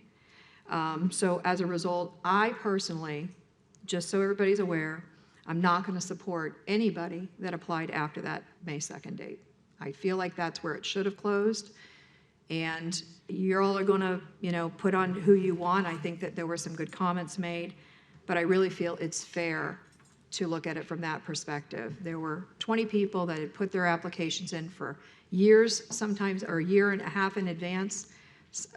But there was a group of 6 that basically put them on between the time that it was reopened up and the time then it was shut down again a second time. So that's where I'm going with it. I just want to make sure, and I'm going to give this put this in the record so that it is part of our agreement. So Mr. Said it's part of Frankel, our, you have, part of our record. I'm sorry, I'm going to give it to record. I'm sorry. Yeah, before we jump in there, Yep. because I want to definitely clear the air on all of this as well. Mr. Moore, when was the DDA appointments originally scheduled on our calendar? For what meeting? Direction of the Office of the City Manager was for arrangements to May, for the June 6, 2023 meeting, which is today. However, it first appeared on an initial draft for the May 16th meeting because of a discussion that Executive Director Simon had with the lower echelon staff member in the Office of the City Clerk to get that facilitated. Just to clear, because I know you use bigger words than I don't mean to. Please forgive me. The Executive Director of the DDA, Laura Simon, reached out to one of our city staff and requested that it be moved up a month. Yes, sir. Okay. Okay, now, I'm going to correct that. Hold on. Okay. Okay. So I know that once I saw it on my agenda that I had 5 days, not a month like I thought, because I had already checked in and said, when are the appointments? Because we have 20 individuals, and I make a lot of phone calls, and I talk to people. I called, and I was concerned, because I only now have 5 days to make my decision on a very important board. I sat for 6 years on that board. And you said you were getting some similar concerns, you'd get back to me, and then it was moved back to its original date, correct? The direction on part of the Office of the City Manager had contemplated a June date. I had a discussion with Ms. Simon Thursday, May 11th, one day before goal-setting session, to advise that the direction and sanction from the Office of the City Manager was for June 2023. It first appeared on the initial draft agenda for May 16th because of the aforementioned engagement at the staff level. Earlier that week, I had a discussion with the Office of the City Clerk leadership, City Clerk Terry Johnson specifically, regarding those requirements and expectations of the Office of the City Manager. Therefore, direction was engaged accordingly. Okay, can I interrupt here for a second, because I want to set the record straight, okay? That is not the case. Laura Simon on April 11th, 5:56 p.m., writes to the City of Delray Beach, I would like to find out when the appointment will be for the 4 DDA board members and when the cutoff will be, please. That is not a direction to move it to May or anything. This was a question in April. Why? Because in May of last year, 2022, that's when she had that, and she needs to find out when are the cutoff dates and when am I going to have to expect that this is going to be on there. Response from the city, okay? This is what she's the final day that the board applications will be submitted for consideration is May 2nd, 2023. I will place the appointment item on the commission's agenda for May 16th, 2023. That's what she got back. That was sent on April 14th at 12:04. So what I'm trying to say to you is that there was no pushing of this agenda by the DDA executive director to get it on a certain agenda. It was given to her. This was what was given to her. But then when it wasn't scheduled for that, she did reach out. It was scheduled because during No, when it wasn't scheduled, she did reach out, and which is just confirmed by Mr. Moore. Okay, To have I it was in moved the up. agenda review, and it was on the agenda. So here's my question. My question is, why is it being open for an extra month a bad thing? Why is having more options and having more engaged citizens wanting to sit on this board a bad thing? Because I believe you asked for it to stay closed, and Ms. Simon asked Mr. Moore for it to stay closed. Why would we do that? That's a good question. And that's the question that I have. We had 20 good applicants. Why would we need to open it up, and why would we need to even Well, it would be open because it was set for a month later. Okay. I just find it very interesting. I find it very interesting as well. I'm just on the other side of it. Yeah, well, let me tell you, I think that let's just see what happens today. Okay, let's just go ahead and see. Well, All right, great so leadership. Mr. Frankel, Thank could you. please put your Because I nomination joined you forward? two because I find it very interesting as well. Because it seems there's one set of standards when it's convenient and another when it's not. July 5th, 2016, the term of regular member Sebron Smith will expire on July 1st, 2016. He has served 2 full terms and is not eligible for reappointment.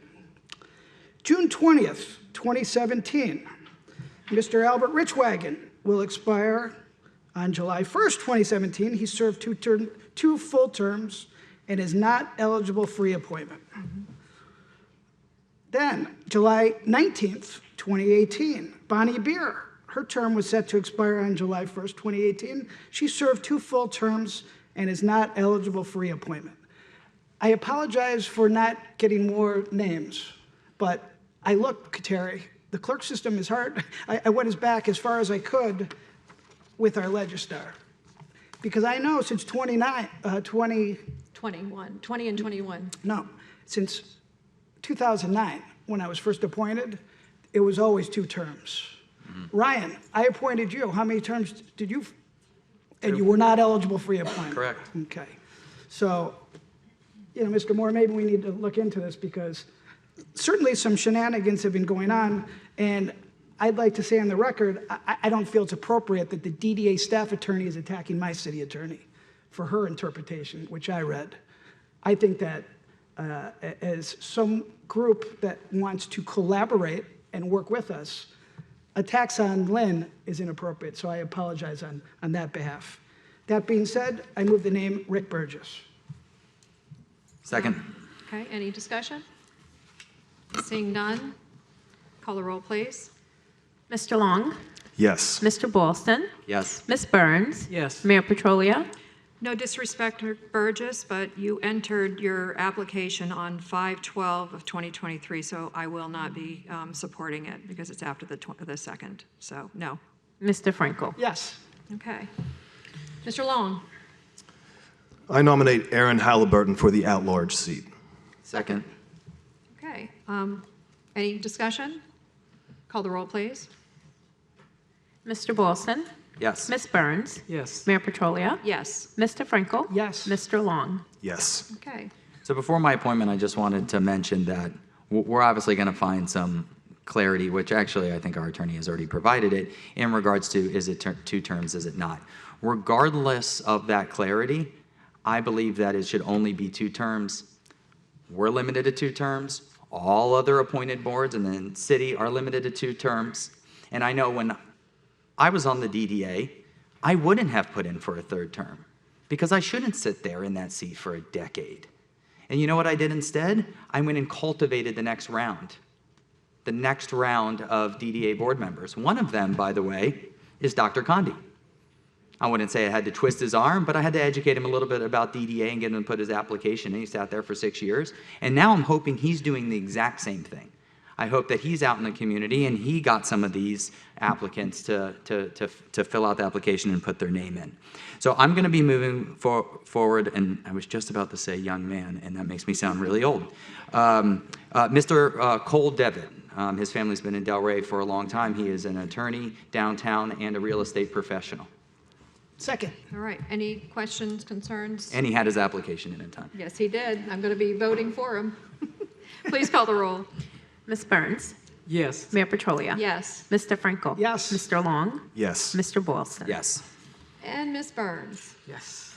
And I did receive all those emails, and I just want to say that, you know, I think that everybody should get an opportunity to serve. We have a lot of passionate people in Delray. I appreciate Mavis and all of you who have given your time and efforts, and you got a lot of accolades, and I thank you. However, I did look at all the applicants. I looked at the qualifications and tried to just make an informed decision, listening to the direction from our attorney. And also, I received a history of the DDA and why it was started, and then I also read the statute. So, you know, I got an email about ousting. I'm not trying to oust anyone. I just want to add to the DDA and just, look forward for a better Delray. And I'm going to nominate Mr. Brian Rosen. Second. Okay. Any questions, concerns? None? Call the roll. Mayor Petrolia? Yes. Mr. Frankel? Yes. Mr. Long? Yes. Mr. Boylston? Yes. Ms. Burns? Yes. Very good. I would just like to say thank you to Mavis. I know we've Yes. had quite a few conversations Dr. over the last Condi. few weeks, and Dr. Condi for your service. And I know you're not going anywhere.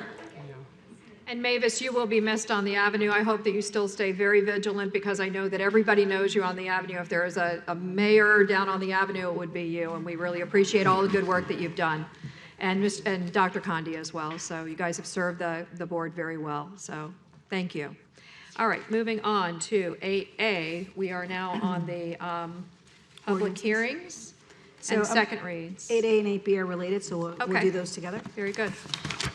One is quasi judicial, also that's the second part of 8B is 8. quasi judicial, correct. Thank So you. an ordinance of the City Commission of the City of Delray Beach, Florida, adopting a small-scale land use map amendment, redesignating a 1.78-acre portion of a parcel of land located on the southwest corner at the intersection of Lake Ida Road, North Swinton Avenue, as more particularly described herein, from community facilities to low density pursuant to the provisions of the Community Planning Act, Florida Statutes 163.3187, providing a conflicts clause and a severability clause, providing an effective date and for other purposes.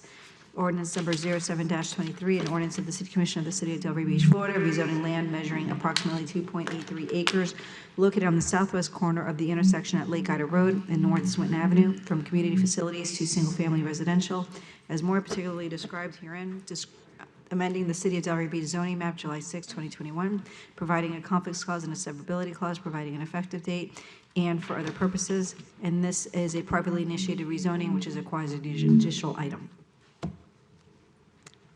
Good. So we are, go right ahead. Well, ex parte first. Oh, that's right. I mean, well, because it's, because we're doing it together? All right. So, very good. This has to do with the 1.7 acre parcel that's on Lake Ida Road, connected to Cason. Any ex parte? This is Pulte? Yes. I got. No, no. Oh, okay, I'm sorry. Zora, I think there's emails on the server. Yep. Not Pulte. I spoke with Mr. Castor about a month ago. Okay. I spoke with Mr. Castro. Very good. I spoke with the applicant. I just have emails on the server. Okay, so, just a point of order here. Do we run the whole thing like a They're essentially quasi-judicial?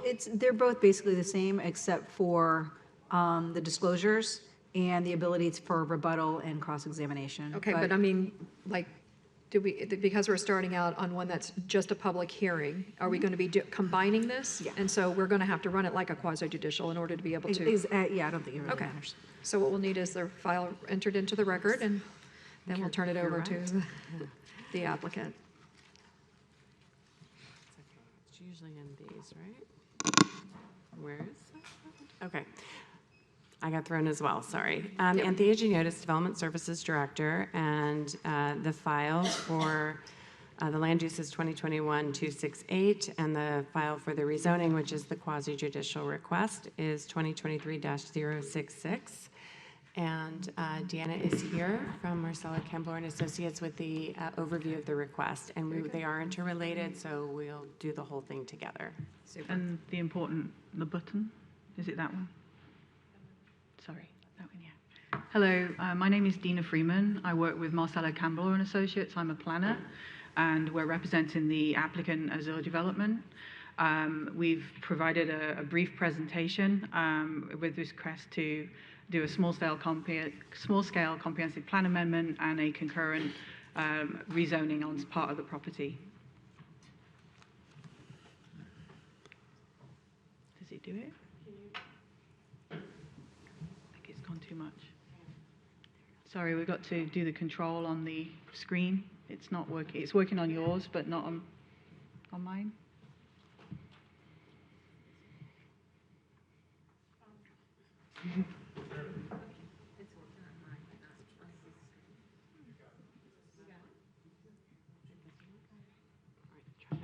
So just the middle one again, yeah. So we have a property where there's an existing church that's located off of Lake Ida Road and North Swinton Avenue, Northwest 2nd Avenue, and adjacent to Northwest 3rd Avenue to the west.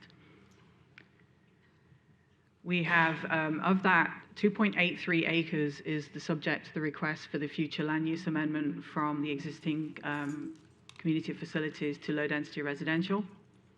That's obviously an aerial that shows the existing area. You've got the site to the existing church to the east, and you've got the surrounding neighborhood. And this will be an infill development. So there's some views from Northeast 2nd Avenue, just so you can familiarize yourself. I'm sure you know the property quite well. But we wanted to give this views from Lake Ida Road. And there's the existing Kaysen United Methodist Church that's there with an existing church and a school facility.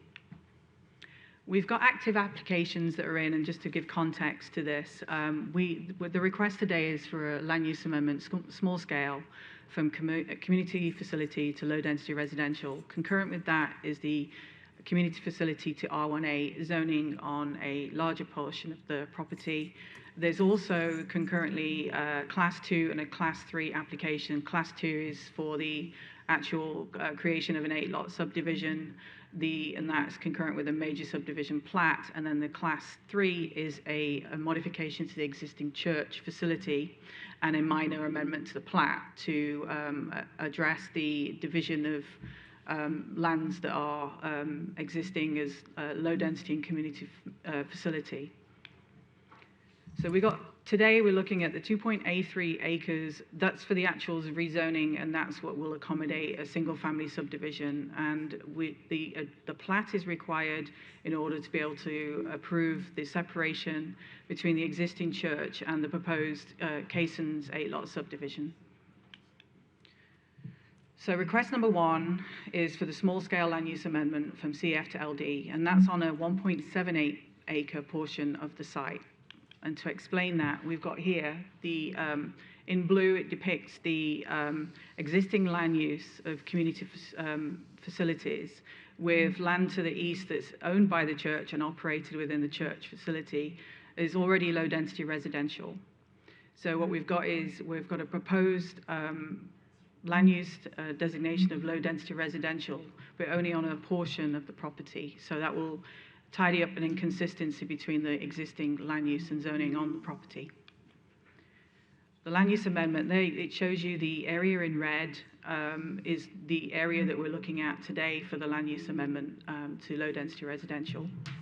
And with the church, the existing church, and then the other portion which is already low density residential, literally to the west of the property. We've got the existing land use and the proposed land use shown in the maps, just to show you in relation to the colours on the maps and the surrounding area. Please note that a lot of that area is already low density residential in the surrounding adjacent property. We've got the existing zoning, which is CF, and the proposed zoning, which is R1A. We'll talk about that later, but I wanted to bring that to your attention because it shows that the 2.83 acres is going to be changed for zoning from CF to R1A to accommodate a residential development. The requirement for a small-scale comprehensive plan amendment requires assessment of the criteria within the land development regulations. The information was provided in detail in the justification statement and also in the staff report. So what I've done there is just summarize the actual policies that relate to the existing land use patterns, the existing development, infill development, looking at density, height, scale in relation to the character of the existing site and the surrounding area. Obviously to determine whether the colour on the map change for land use and zoning would be consistent with these goals and policies and objectives. Obviously, what we've identified is that we've demonstrated that we believe we comply with all of those policies and criteria in the land development regulations. Findings of compliance with regards to concurrency, again in the staff report and in the justification statement, we identified that we have been found to be compliant with all concurrency. Typo error with regards to traffic, that should actually say 20 daily trips, not 80. Apologize for that, that was a typo. But obviously we've got concurrency has been demonstrated that this site could accommodate low-density residential land use change on this portion, 2.A3 portion of the property. And the second request is for a rezoning from CF to R1A for the 2.83 acres. What we've got here is we're showing you the zoning change subject area in relation to the church. And we're showing you here again the zoning change maps for the surrounding properties, again depicting that there's quite a lot of existing properties that are R1A zoning already. A zoomed in version of the existing and proposed zoning. R1A is identified in the comprehensive plan as a preferred implementing district for the low density land use designation. A detailed description and justification was provided in the submittal packet. Single family residential complies with the CP goal HOA2, which calls for the preservation and maintenance of stable neighborhoods. With the concurrent submittal class 2 site plan modifications to establish, in this case we're looking at a separate application for 8 new single family residences. It is to be noted that this is a low density residential. You can do up to 5 units per acre, which could accommodate, in just policy terms and doing the basic math, for 14 units on the property. However, it is important to note that of that property that is existing, the 2.83 acre property has wellfield issues. It also has to accommodate the shared stormwater management system with the church and the proposed subdivision. And it also has, the R1A has 60 feet and 80 feet minimum lot widths. And so in doing the math and doing the design, which we have obviously done separate to this hearing, these hearings, we cannot accommodate more than 8 units on this property. So just to provide assurance on the numbers moving forward. So what we've provided is, there's a lot of words there, but ultimately we're looking at the criteria that's within the code as to what's happened and what's changed on this property. What's changed on this property is the church would like to be continuing to be a church while providing some release of property to support the retention of the church with the funding, while accommodating an infill development on property that's surrounded on 2 sides by existing single-family residents. So we've got criteria that's included. I've jumped ahead there, but there has been a change in circumstance with the church, and the property it would be appropriate for the zoning based upon the circumstances and just looking at the actual existing zoning and development patterns within that area. An infill development would be suitable and consistent with comprehensive plan policies and LDR policies. This is just the actual zoning standards in terms of identifying that we've complied with the most restrictive residential zoning district that's applicable given the existing development patterns and typical lot sizes. And also, in terms of what's applicable to this, is the rezoning of the land shall result in allowing land uses deemed compatible with the adjacent and nearby land uses, both existing and proposed. And it's also, it's compatible and acceptable in terms of the scale and character within the area. So we've got conclusions here that combine the request for the small-scale comprehensive plan amendment to low density from the CF land use. We're accommodating the request to amend the future land use to LD on the 1.78 acres of the Case and Court property will address the split in land use designation which exists today, while accommodating the Case and Court 8-lot single-family subdivision. The concurrent rezoning, which is required when you request a small-scale plan amendment for R1A, is considered consistent with the city's applicable land development, land use policies and LDR procedures. The land use request to low density is consistent with the proposed R1A designation. A low density residential land use on R1A may accommodate a scale of development completely appropriate and maintaining the overall low density residential character of the neighborhood. And the R1A zoning district provides sufficient regulations to ensure that the areas of incompatibility can be mitigated. Thus, positive findings can be made with respect to concurrency and compatibility with the surrounding land uses. And that's the end of my presentation. I'm Thank you open so to much. whatever questions. Thank All you. right. Appreciate it. Staff? Okay.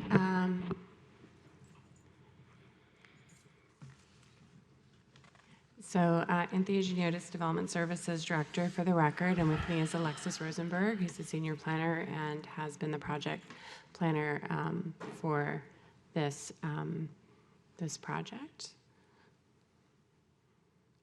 And I'm going to try to go quickly and not duplicate. I think the applicant has given a fairly accurate overview of the findings and the different issues. All right, so this is the property. It's 5.88 acres. As you know, all know that it has the Quezon United Methodist Church on this portion. It also has a private school. The land use is currently split. It is partially CF and partially low-density residential, and all of the zoning is community facility right now. This is the parcel, the portion of the parcel where there's a difference in land use, and I'll show you that shortly. So there are two distinct ordinances, and they do have to be considered by separate motions, but they do share a lot of the same findings, so we're going to try to kind of go quickly through them. The ordinance 0623 is for the land use, and ordinance 0723 is for the zoning. I don't know why I didn't realize there was animations. Okay, so here's just a quick overview of the area. This is the church. Trinity is across the street from it. You have the Delida Park neighborhood. Old School Squares Historic District is to the east. And you have the surrounding neighborhood, which is part of the set. So again, very similar explanations of the existing and proposed land use, the existing and proposed zoning. So this has come up through questions through this process. Allowable uses in the CF are everything from government facilities. They include the religious facility that is there, churches, assisted living, private education facilities, senior housing are options, but they're conditional uses. Under R1A, it's primarily single-family detached residential. However, the same religious and private education facilities are allowed there. It just kind of switched its position into conditional uses. So in terms of the Always Delray Master or Comprehensive Plan, low-density residential is the preferred, is the most significant land use for the neighborhoods. The preferred zoning districts are R1A, RL, or PRD. However, we have other policies that direct us to utilize the lowest intensity that is appropriate for the neighborhoods and things like that. And the community facility does not have a density attached to it. It's almost always implemented through CF. However, sometimes open space or open space recreation is part of a community facility land use. I think it's important to note that community facility is a consistent zoning for LD, and you'll see that throughout our neighborhoods. The neighborhoods are either low density, open space, or community facilities, and that's pretty much the fabric of all the city's neighborhoods. So they are viewed as being complementary land uses. So again, if there's going to be a change, the direction is to use the most restrictive land use. LD is the most restrictive land use. The only time there is deviations is if the plan follows an adopted neighborhood or redevelopment plan. This area is under the West Atlantic Master Plan, which was the master plan that covered the set neighborhoods. And I'll just briefly touch on that since that's a guiding document for considering this. I think it's also important to note, and this may be more under more consideration with the ultimate plat and layout of the project, but there are multiple policies that champion the use of alleys in our residential neighborhoods and restoring them, and that is part of this project. The West Atlantic Master Plan was adopted in 2020, and it acknowledges the important role of churches in the community. It also identified the community garden in Quezon as part of the overview of that type of use. There are recommendations that the city should identify other vacant parcels and expand the community garden network and encourage other properties to do the same. But this is not a city property, and I think that's important, you know, to understand. So in terms of both the LUMA and the rezoning, they share the same findings for section 3.1.1 in terms of consistency with the land use, which we've reviewed, concurrency, which the applicant has given a brief overview of as well, consistency with the surrounding neighborhoods and compliance with the LDRs. It is, I think, important to note that this is the old traffic study. Yeah. Palm Beach County has issued a letter on February 22nd that says that the proposed development will generate less than 20 peak hour trips, excuse me. Therefore, it is in compliance with the TPS standards that the county issues. I also think it's important to note that if the property were to remain community facility and let's say the school was to expand, right, using that one FAR, could result in a facility that's over 100,000 square feet. Community facility allows 3 stories, and that would result in, over 2,000 trips. So we're trying to weigh the impact of the ultimate build out. And I think sometimes planning is a game of what's the worst case scenario that could result from this. Community facility is not guaranteed to remain, a community garden, unfortunately. Mm-hmm. So there will be, however, a perks fee that will be assessed for each unit that will be due at the time of building permit.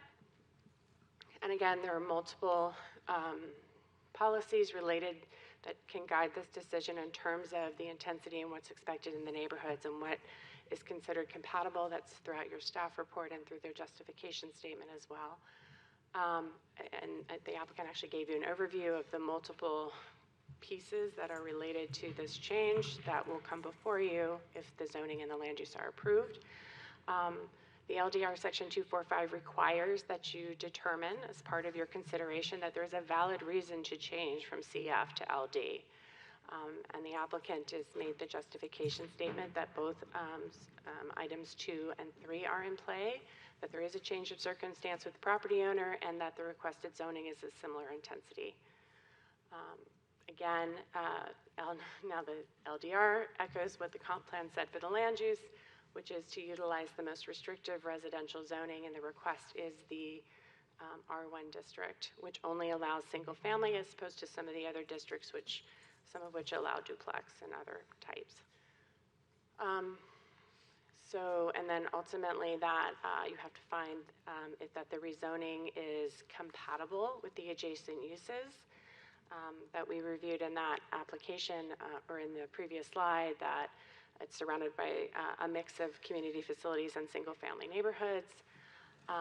So in summary, for the land use changing from CF to LD, or community facility to low density, excuse me, the consideration is really whether the requested land use is consistent with the goals, objectives, and policies of the comprehensive plan, which do reference the adopted neighborhood plan, which is the West Atlantic Master Plan. The plan does not make any other specific references to guide the development of this property beyond the role of the churches and community gardens in the community and maintaining the single-family districts. And then for rezoning from community facilities to R1A, whether there is a legitimate change in circumstance or if the proposal is a similar intensity, and then ultimately whether the proposed zoning is consistent with the surrounding neighborhood. Both ordinances were considered by the Planning and Zoning Board on February 27th, and they recommended approval 5-2. And we're both here if you have any questions. Very good. All right, since this is a public hearing and a quasi-judicial hearing, we're going to invite the public, if anybody would like to come up to speak on either 8A or 8B, step forward now.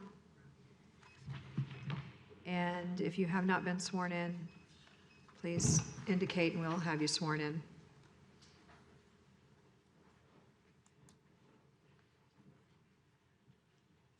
So have you been sworn, yes? Yes. Okay. Did everybody get sworn in? I didn't. Okay, so we'll do that. For anybody who wants to speak. All right, we'll go ahead and do it. Raise your right hand, please. By the authority vested in me as the notary of the state of Florida, do you swear or affirm that the testimony you're about to give is the truth, the whole truth, and nothing but the truth? Yes. Okay, very good. Yes, ma'am. You're up. Hi, I'm Barbara Wooden, 220 Northwest 7th Street, and I am a member of Cason United Methodist Church and chairman of the Board of Trustees. And this has given me a whole new look at government. We were a little church who decided to sell the land out and back and do some projects, and look at what we found. As a church, we started probably 5 years ago or more looking at ways to utilize property that we'd owned for 50 years and really didn't do much with other than the occasional carnival, festival, once or twice a year. But we realized that we could do so much more. We are in a church that is 50 years old. The building was built in '69, and it needs a little work. So in order to keep that going and to keep our congregation growing, I'm proud of what Cason has done with what they have. I'm proud of the fact that Emily has brought kids back. We've got a children's choir of 21 kids and after-school classes, which serve Pine Grove School and many other schools in the area. I'm proud of the fact that you recognized Cross Ministry earlier, because Cross does all of their cooking out of our kitchen and delivers from Cason United. So they're thrilled that we're thinking about doing something better with our kitchen to help them expand the group that they have. I'm thrilled that we met a developer whose goals were the same as ours. We put a sign up that said available land. We didn't say for what, for why. We had about 14 different offers. We had offers of more money, less money, different projects, but as I said to Rick Castor, you guys know how to speak church. And so they were able to meld in with our group and work with us on what they were developing. And so we are ready for the final step. We're ready to have you guys say yes, and we're ready to start making improvements, and we're ready to beautify the outside of the church to make it a better part of Delray. We intend to stay in Delray. We intend to continue the work in Delray. We intend to continue the food projects and any other project that Delray needs, and we intend to continue blessing Delray. Thank you so much. Yes, sir. Reverend David Schmidt, I'm the pastor at Cason United Methodist Church, 6768 Las Colinas Street, Lake Worth, Florida. I do not want my congregation putting that in the church. Can you imagine on a Sunday morning?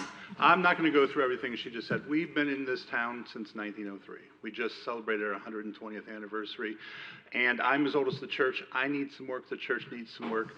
We've had a property that we've had for 54 years that we didn't know what to do with, and so after many attempts to try and do something with ourselves, we decided to send it out to bid. Azure came back with not the bid that was the highest, but the bid that we felt would work the best with the community.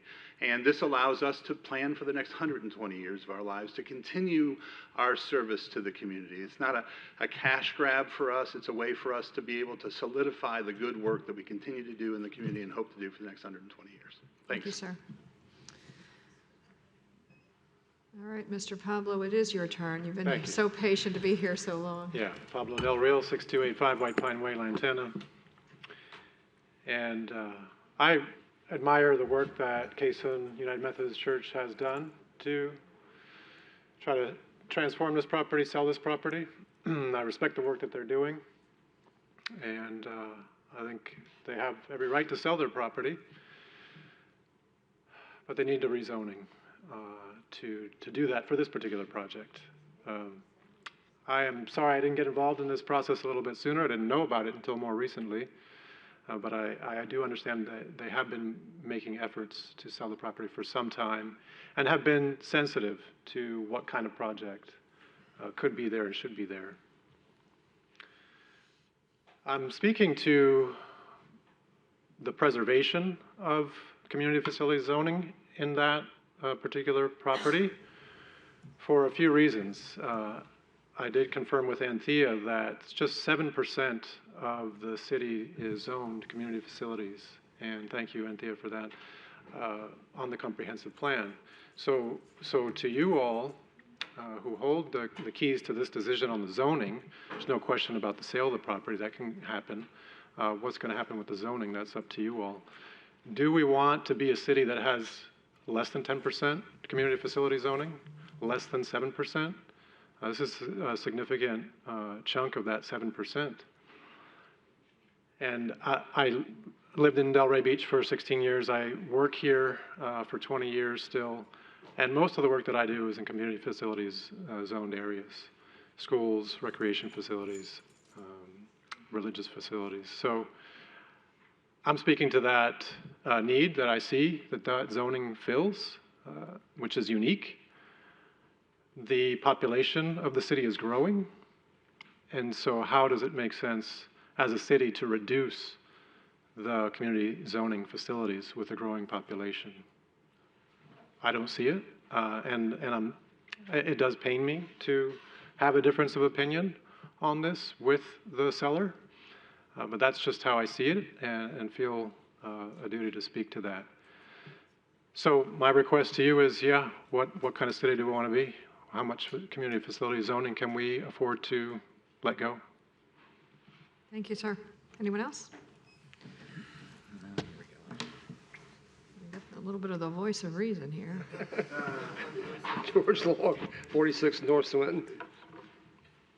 I don't know how you do your job. You get all these good points brought up here, and I usually go along with the last person that speaks. I'm easily convinced.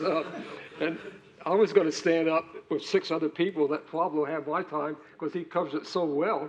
But also that the church covers it so well. That church needs to stay, however they can do it.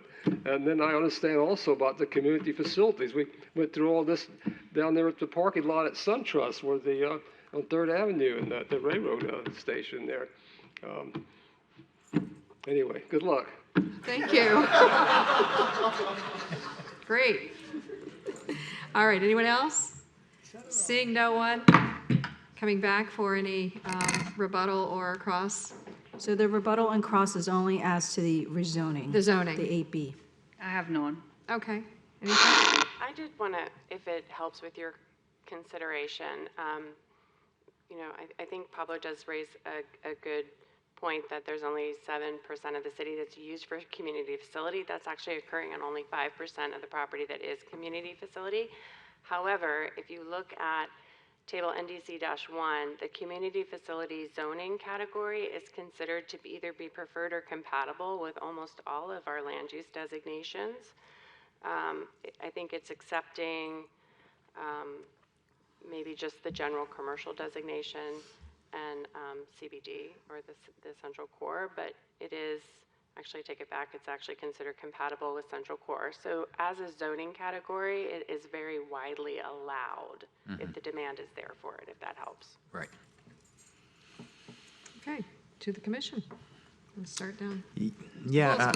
Can you just bring up that slide in regards to what is allowed on the community facility? Because I think that's probably the most important point to make. Just speaking with residents, they hear community facilities. First, they think we own it, and then we're giving away land, and then they think community facilities, and they think parks, right? And they think green space. And I just think it's important to know that the church owns an undeveloped piece of land that happens to be kind of green space right now in a garden, right? But it's undeveloped land, and any of these things can be built there. Also, I think is appropriate for that property is single-family homes. So I will be in favor of the rezoning for that reason, and I think that is probably the most important thing, that if we were to do any follow-up or any frequently asked questions in regards to this, that is really important, because once people understand what community facilities is and what can be built there, they're almost immediately in favor of the single-family homes from the conversations that I've had with residents. Ms. Burns? I agree with Commissioner Bolson. I have a better understanding of the community facilities and what is allowed to go there. And they have seemed to have followed all of our LDRs, and I can't see a reason why we would deny it. Mr. Frankel? No comments. Thank you for the presentation. I just simply agree with my colleagues. Well said. Okay. You know, I straddle the line here. I am so on the fence. You know, one side of me says, you know, the church owns it. It's not a city property, that is community facility that we're changing. But the other side of me says, you know, again, we're losing ground here with an increasing population of having that space that was once kind of, I mean, I look at it as undeveloped lot, but it's kind of important to the community to have some of that too. But I am going to probably have to shift and support the church on this one, as hard as it is for me to do. I know it's going to go through anyway, so maybe I'll just give the, I don't know. I'm so on the fence. All right, let's just go ahead and, I'm going to call for the, first it would be for the ordinance 06-23, if somebody would like to make a motion. Motion to approve. Second. Call the roll, please. Mr. Frankel? Yes. Mr. Long? Yes. Mr. Boylston? Yes. Ms. Burns? Yes. Mayor Petrolia? Yes. And ordinance 07-23, this is the zoning part. Motion to approve. Second. Call the roll, please. Mr. Long? Yes. Mr. Boylston? Yes. Ms. Burns? Yes. Mayor Petrolia? No. Mr. Frankel? Yes. Okay, very good. very Congratulations, much. good luck to everybody. Thank you. All right, moving on to 8C, ordinance number 20-23. An ordinance of the City Commission of the City of Delray Beach, Florida, rezoning and redesignating a parcel of land approximately .63 acres in size located at 214 Northeast 22nd Lane, presently zoned neighborhood commercial NC to single-family residential R1 AA, as more particularly described herein, amending the City of Delray Beach, zoning map July 26, 2021, providing a conflicts clause and a severability clause, providing an effective date and for other purposes. Second reading, public hearing. Ms. Anthea? So this is a rezoning that is related to one of those data conversions that we have had to struggle with through our mapping systems for a bit. It's a parcel of land that is located just south of, I think, Plumosa. It's located at 214 Northeast 22nd Lane, east of Seacrest. It's about .63 acres. There's an existing single-family home, and I think there might be a vacant parcel there as well. And the request is to amend the zoning map from neighborhood commercial to single-family R1 AA, as it is supposed to be. So, for those of you new to the commission, we've had some trouble with a data conversion between AutoCAD maps that moved into GIS. And so occasionally we find a mistake and an error on either the future land use map or the officially adopted zoning map.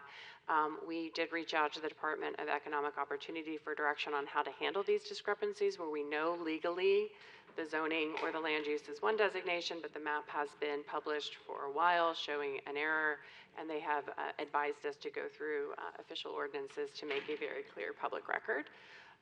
So this is one of those. We've done the research. The adopted zoning maps back in 2016 and 2017 show where the error occurred. There was no accompanying ordinance that made this shift. So simply the ordinance before you is to return the zoning to its proper rightful zoning, which is R1 AA, which is consistent and compatible with the LD land use that the property has, and the same concurrency, consistency, and compliance that you consider apply. The Planning and Zoning Board reviewed this on June 20th, and they voted 5-2 to recommend approval. Kind of surprising. Yeah, I'm wondering why there were two. Do you remember why there were two?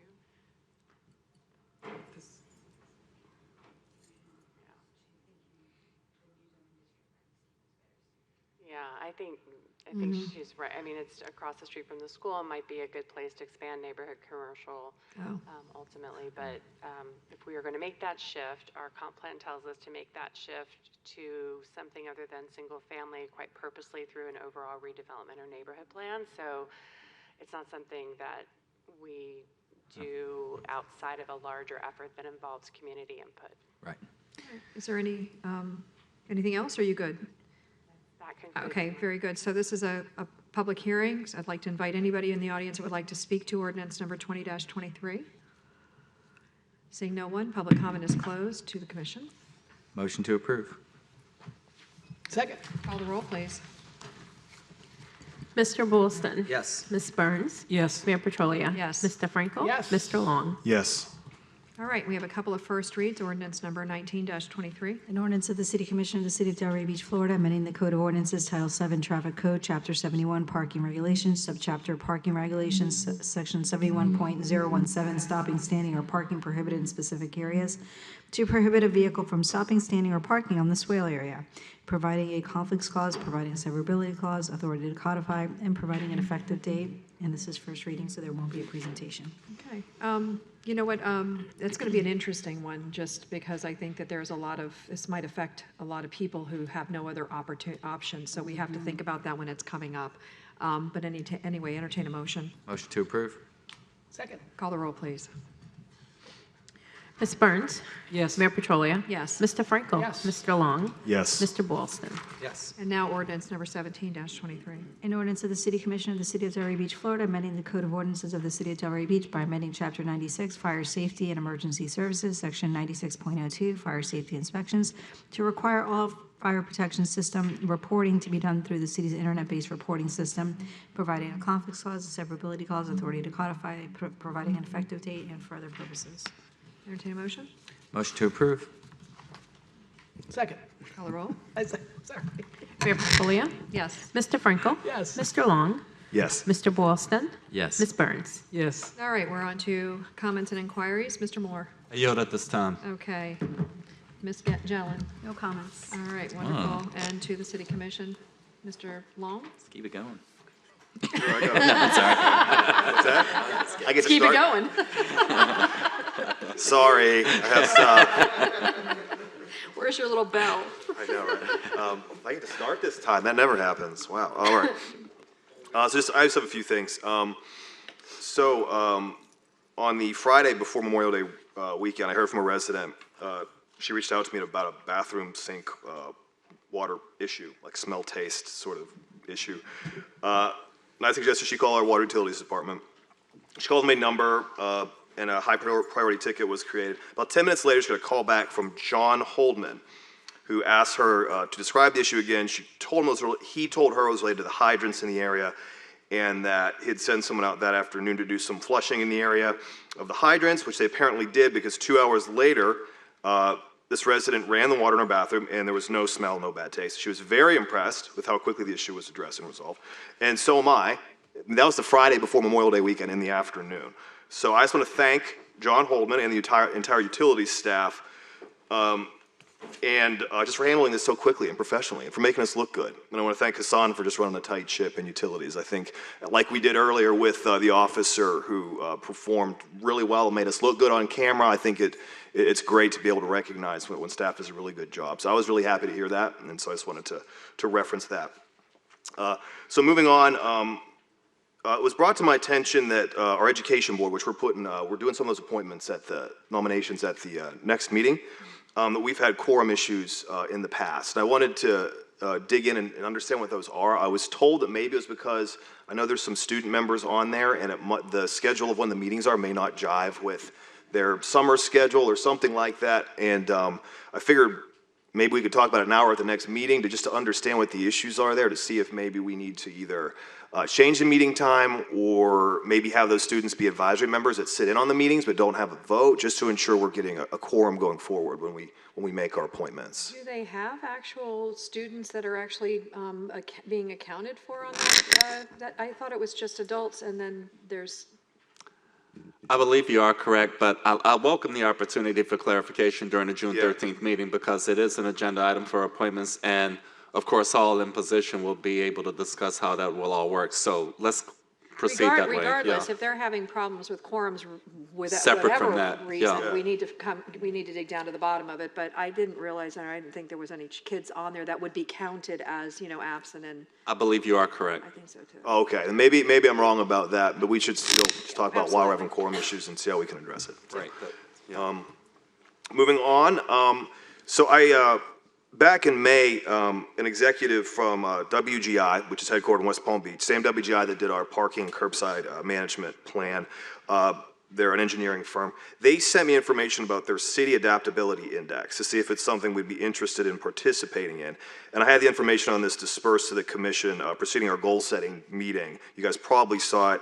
We didn't get a chance to discuss it then, but kind of the broad strokes of what that is WGI has partnered with Columbia University, and they've developed thought leadership and consulting tools related to their concept of the adaptive city. And right now they're vetting a self-assessment survey with friendly sort of local cities before they do a broader rollout. I know West Palm Beach is participating in it, and I think some other cities are as well. I would see this self-assessment as an opportunity for our city to kind of get an objective gauge of where we're at regarding things. There's a few different categories, such as economic growth, diversity, inclusion, mobility, sustainability, and multiple other categories. But there's a big focus on sustainability. It costs us nothing. It'll allow us to participate in some countywide discussions about adaptability and sustainability. WGI will coach us pro bono. They'll coach our executive team through the survey process. None of the results would necessarily get released without our permission. I personally think it's an opportunity for Delray to flex a little bit. I actually think we're doing really well on probably most of the goals and categories. I spoke with our city manager about it, and we met with Kent Edwards as well, and the whole sustainability department. Everyone seemed to like the idea, but I wanted to bring it up now and maybe let Mr. Moore explain it further and hopefully get a consensus to move forward just with doing the survey component of this. Can I ask a question? What kind of time constraint would it take on our staff to do this? Is it something that is going to, take a lot of time, or is it something that wouldn't? Can it be presented at the next commission meeting under city manager comments? And So then you you can can get- also have have Kent with you as well? And that would be appropriate. So the agenda went out for June 13th, so it's just something we'll talk about on the city manager discussion items. Just add it. That'd be great. And we'll make it happen in that regard. I'll be happy to, with the consensus being offered Oh, by no, the I group. definitely am definitely down for Will that. do. That would be great. And Anything else? Yeah, one more thing. Sorry, one more thing. I've gotten a few emails from folks. One of them was from Francis Bork regarding the conditions of the field house. And apparently there has been some deterioration and some concern that it's not being maintained in a way that's appropriate for a historic facility. And I think it harkens back to our larger discussion about maintenance of our historic buildings. And I'd love to sort of move the issue forward and talk about a historic buildings master plan or something like that. Maybe we could do a workshop on that. Yes. But I do think in the interim, it would make sense to maybe pump the brakes on renting out the field house until we could have someone go in and look at it. She brought up some great points about our historical designation, which is a national designation, which could be put in jeopardy if there is further deterioration, and that deterioration that exists now could be get exponentially worse if it isn't sort of dealt with. So what did she point out? Because, I mean, obviously, there's something that's visual. Yeah, let me. I have an email here. Or maybe you can share it with Missy so that she can at least go take a look at it, or have some of the professionals that we have on staff look at it. I can read some of it here. Continual use by large and small groups blah, blah, blah, is entailing the movements of attendee and furniture is not reasonable without a care plan. The conditions of the restroom is appalling, unclean, and dire need of painting. The toilets and doors required repair. They were not close to pristine condition, most especially for a wedding or important celebration. The entire entrance is in total disrepair without any apparent maintenance. These are a few of the issues I observed far beyond the proper caring of a historic property. And, and Ms. Bork did preface this email by saying this is not meant as an attack on our planning or on our Parks and Rec department at all. But it does seem like maybe it warrants some sort of second look, like some kind of inspection from a professional, just to ensure that we're not putting ourselves in a position where we could be risking our historic designation. For sure. So, and so I guess the thing I wanted to ask, I don't know if we should ask for consensus or just some movement on maybe having a workshop on that historical preservation. We'll make arrangements. I'm good with that. Seems like support is available, and that's very I'll tell you something, appropriate. we're like, I would tell you, I don't see Commissioner Johnson in here any longer, but basically, I mean, that was her thing. She would just be so proud of this commission, because that's all we're doing is workshops. All right, anything else? That's all I got. All right, Mr. Frankel. Thank you. I had two things. One, I know, I'm sure Miss Odom's watching. Coco, she plays tomorrow in the French Open, I think, semifinals against the #1 seed. And she advanced this morning with her doubles partner. Congratulations. So she is alive, the only American left in the female draw singles, and I think they had the match at 6:30 in the morning. So if you're up, I know I'll be up. Ryan will be working out, but I'll, Watch it from his watch. you can always tape it. And then I hate to bother you, Mr. Wellflower. Can you come to the podium, please? I had a question for you, because since our last meeting, I was approached by several individuals, and I want to be clear.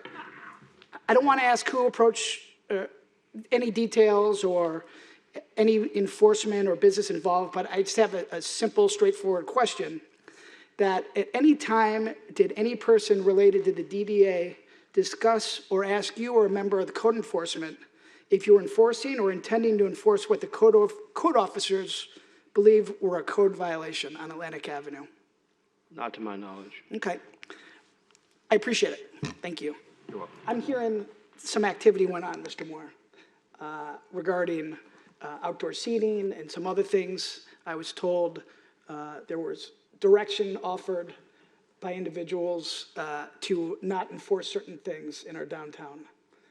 Perhaps we'll get offline, but maybe if you can look into it, because I think it's very important, because I don't think any agency should be directing any men or women that are employed by our city. As in an external agency outside of the city of Delray That's Beach correct. you're referring to. If you direct them, that's one thing. Right. But certainly, I had some concerns, so. Of course. Maybe if you hear of anything within the next week, you can report back to us. I will. Cool, appreciate it. Thank you. Ms. Burns? Well, I just wanted to say thank you to our police and fire. You know, you guys have been really, really busy this last couple of weeks with 2 missing people, the accident down, the train. You know, every time I look, I'm like, oh my God. So I just, I commend you on your keeping us safe and responding to these many things that, happen in the city, but, I just want to recognize you for that.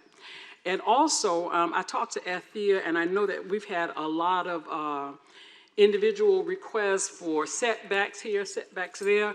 So I wanted to get a consensus or just talk about, as we continue to get these requests in development, in our older neighborhoods, east of I-95, look at the zoning, regulation to make sure that the setbacks and other rules work for the smaller lots. We're getting a lot of requests for that, and we're experiencing that also in the set for the eastern part of the city, so that they apply fairly and consistently. So I'm looking for another workshop to review and amend the current land development regulations as they relate to the smaller lots. Commissioner, I'm sorry, but I think that one's already in the pipeline, so Yeah, I don't think we need a so workshop they're on already it. working on it. We can just have staff continue to work on it, but I know it's on the list. Recommendations and considerations will likewise be For forthcoming. smaller lots. It's happening. Thank you. It's happening. Okay, thank you. Yes, ma'am. Anything else? That's it. Okay, very good. All Mr. right, Wolf. yes. I got big news. 5 years ago, I played in the charity basketball game, the Walk Against Violence. As you may recall, I did not get to touch the basketball. This year, I wouldn't be owning that one. hold on. Oh, okay. This year, I was once again asked to play. I not only touched the basketball, but I scored. So, Woo, just there gonna you say. go, all right. All right? So, no, it was. The Heat would be proud. Yes, yes. No, it really was an honor to be asked to play. I've been out of town the last few years, and of course with the pandemic, so it was fun to get out there and play with all the team members, and even more so. Last week, I took a day and worked with Parks and Rec maintenance, and I did not shadow. I did not have an agenda. Sam Metot helped me set that up, and I literally showed up. I was told to get in a truck. I was handed an edger and a blower, because that's what the new guys do. And we hit the Plumosa Park, and we hit the Pompeii Park, and we were done by like 3, 4 o'clock, and it was a really good day. So I appreciate that Sam setting that up for me, and of course the guys welcome me, putting me to work, but then allowing me to hit the court later that week. So that was great. I just wanted to make sure that we do have in motion a workshop for the conversation in regards to Cultural Council, and whether or not we were going to have a joint workshop with Old School Square and, of course, the DDA, because I know we had said we wanted to have that first one because that was more about just kind of clearing the air between our organization, Old School Square.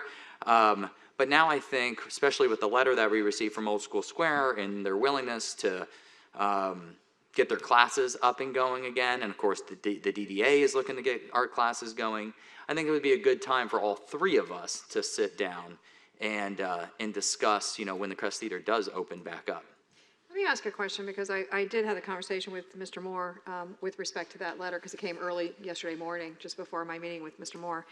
Why are we getting involved? Why would not that letter go to DDA and the two groups sit together? Why would we be involved? It seems like we are not really involved. They're handling the grounds, and if they need the help, that would be the relationship, no? It just seems odd to me that we are inserting ourselves in the middle. See, I agree, and I wish we were there. Mm-hmm. I want to be really hands-on. As we make any steps forward with that campus, I think the city needs to continue to be really hands-on with any decisions that are made. So, do we have a consensus to have a joint workshop? We got this new setup. I figured 2 from each organization. We can all sit here and have a conversation in regards to preparing for the opening of the Crest Theater. I'll make arrangements, and if I may, ladies and gentlemen. Just a minute, let the Commissioner. I'm just going to jump in very quickly. I spoke to Dave Lawrence, because I see him at the monthly TDC meetings, and I'm going to see him on Thursday. They're very willing to assist in any way. This was a conversation I had months ago, but I don't think their position has changed, so that helps out at all. Cultural Council? Yeah, Dave Lawrence is the executive director of the Cultural Council. Yeah. My thinking is that this should take place this summer, and I will have an update to y'all via this Friday's information letter regarding the status of the Crest Theater building renovation. That's progressing quite nicely, so to tie in that regard, I'll be providing you all with some recommended dates and times for that particular activity. So with the consensus having been offered, I'll make arrangements accordingly with all involved. Okay. And then the last thing that I had brought up a few months ago, and I believe we had consensus to move forward, but I may have used the wrong terminology in regards to honoring Eat Better, Live Better for not only what they did during the pandemic and how many people they fed, but also what they've continued to do in our community. And I may have said proclamation, and we kind of have some guidelines around that. Literally. But if there would be a consensus to invite that organization here to be honored for their work during the pandemic and their work in our community. Sort of like a letter of commendation or something like that. We certainly can do that. Okay, all right, great. I think we should, and then bring them in. We can do pictures and everything. That'd be great. All right, let's do it. Okay, thank you. All right, so you're finished? I'm done. All right, very good. So I just wanted to mention there's a couple of openings this week. We did thank you, Vice Mayor, for showing up to Frank Pepe's.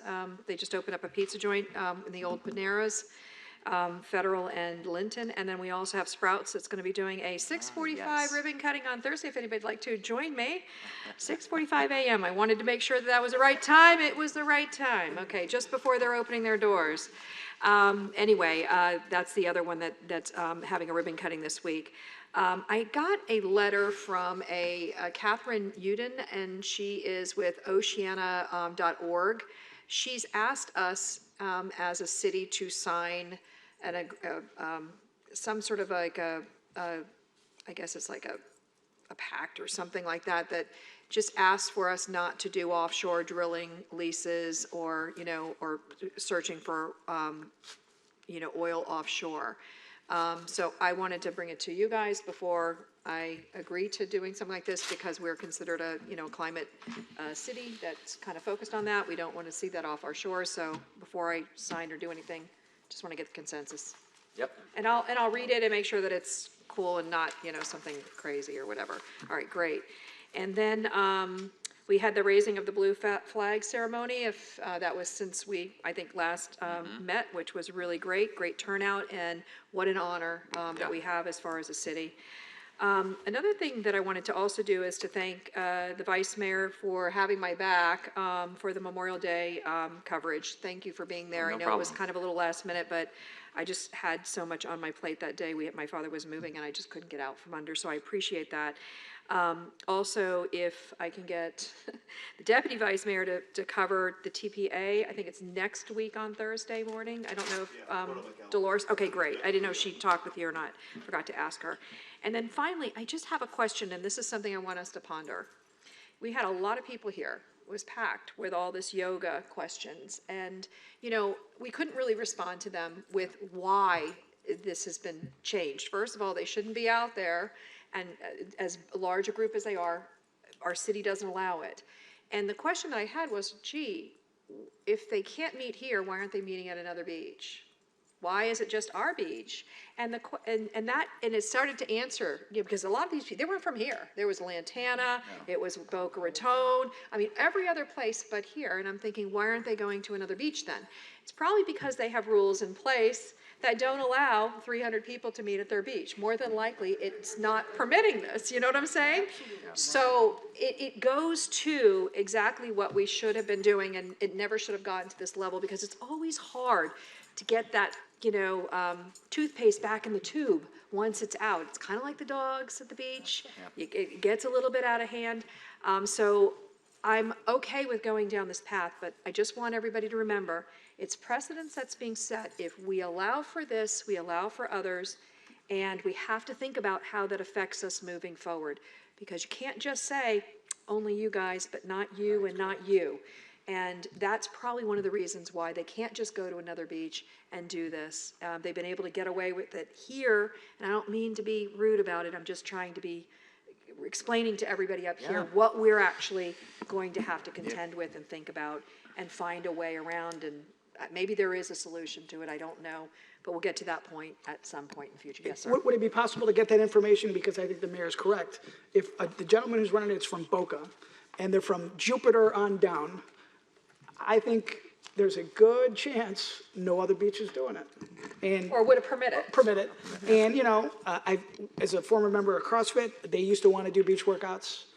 My current gym, they want to do beach workouts. Everyone wants to do beach workouts, but if, as you say, if you let one, you have to let everyone, and that turns into a problem. It does. Yeah. And the examples that were given of the cities doing it, you know what they all have in common? They don't have a beach. Yeah, exactly. By the way, I would be open, just to piggyback, Mayor, on what you were saying in regards to Rob or me. I would be open, like at a city commission meeting, if any of you couldn't make it to something and want to make sure that someone's there, or, you know, it's nice when we're all at ribbon cuttings, but do we necessarily all have to be? One of us can be somewhere else. So, you know, if anyone ever wants to reach out or even bring it up at, you know, during comments, so that we just kind of make sure that one of us is there. Yeah, absolutely. Right? Yeah. So Sounds good. I'm open All to right. that. All right, perfect. Anything else? Thank you, guys. Great meeting. Good night, ladies and gentlemen. Thank you. Although I didn't get the stain.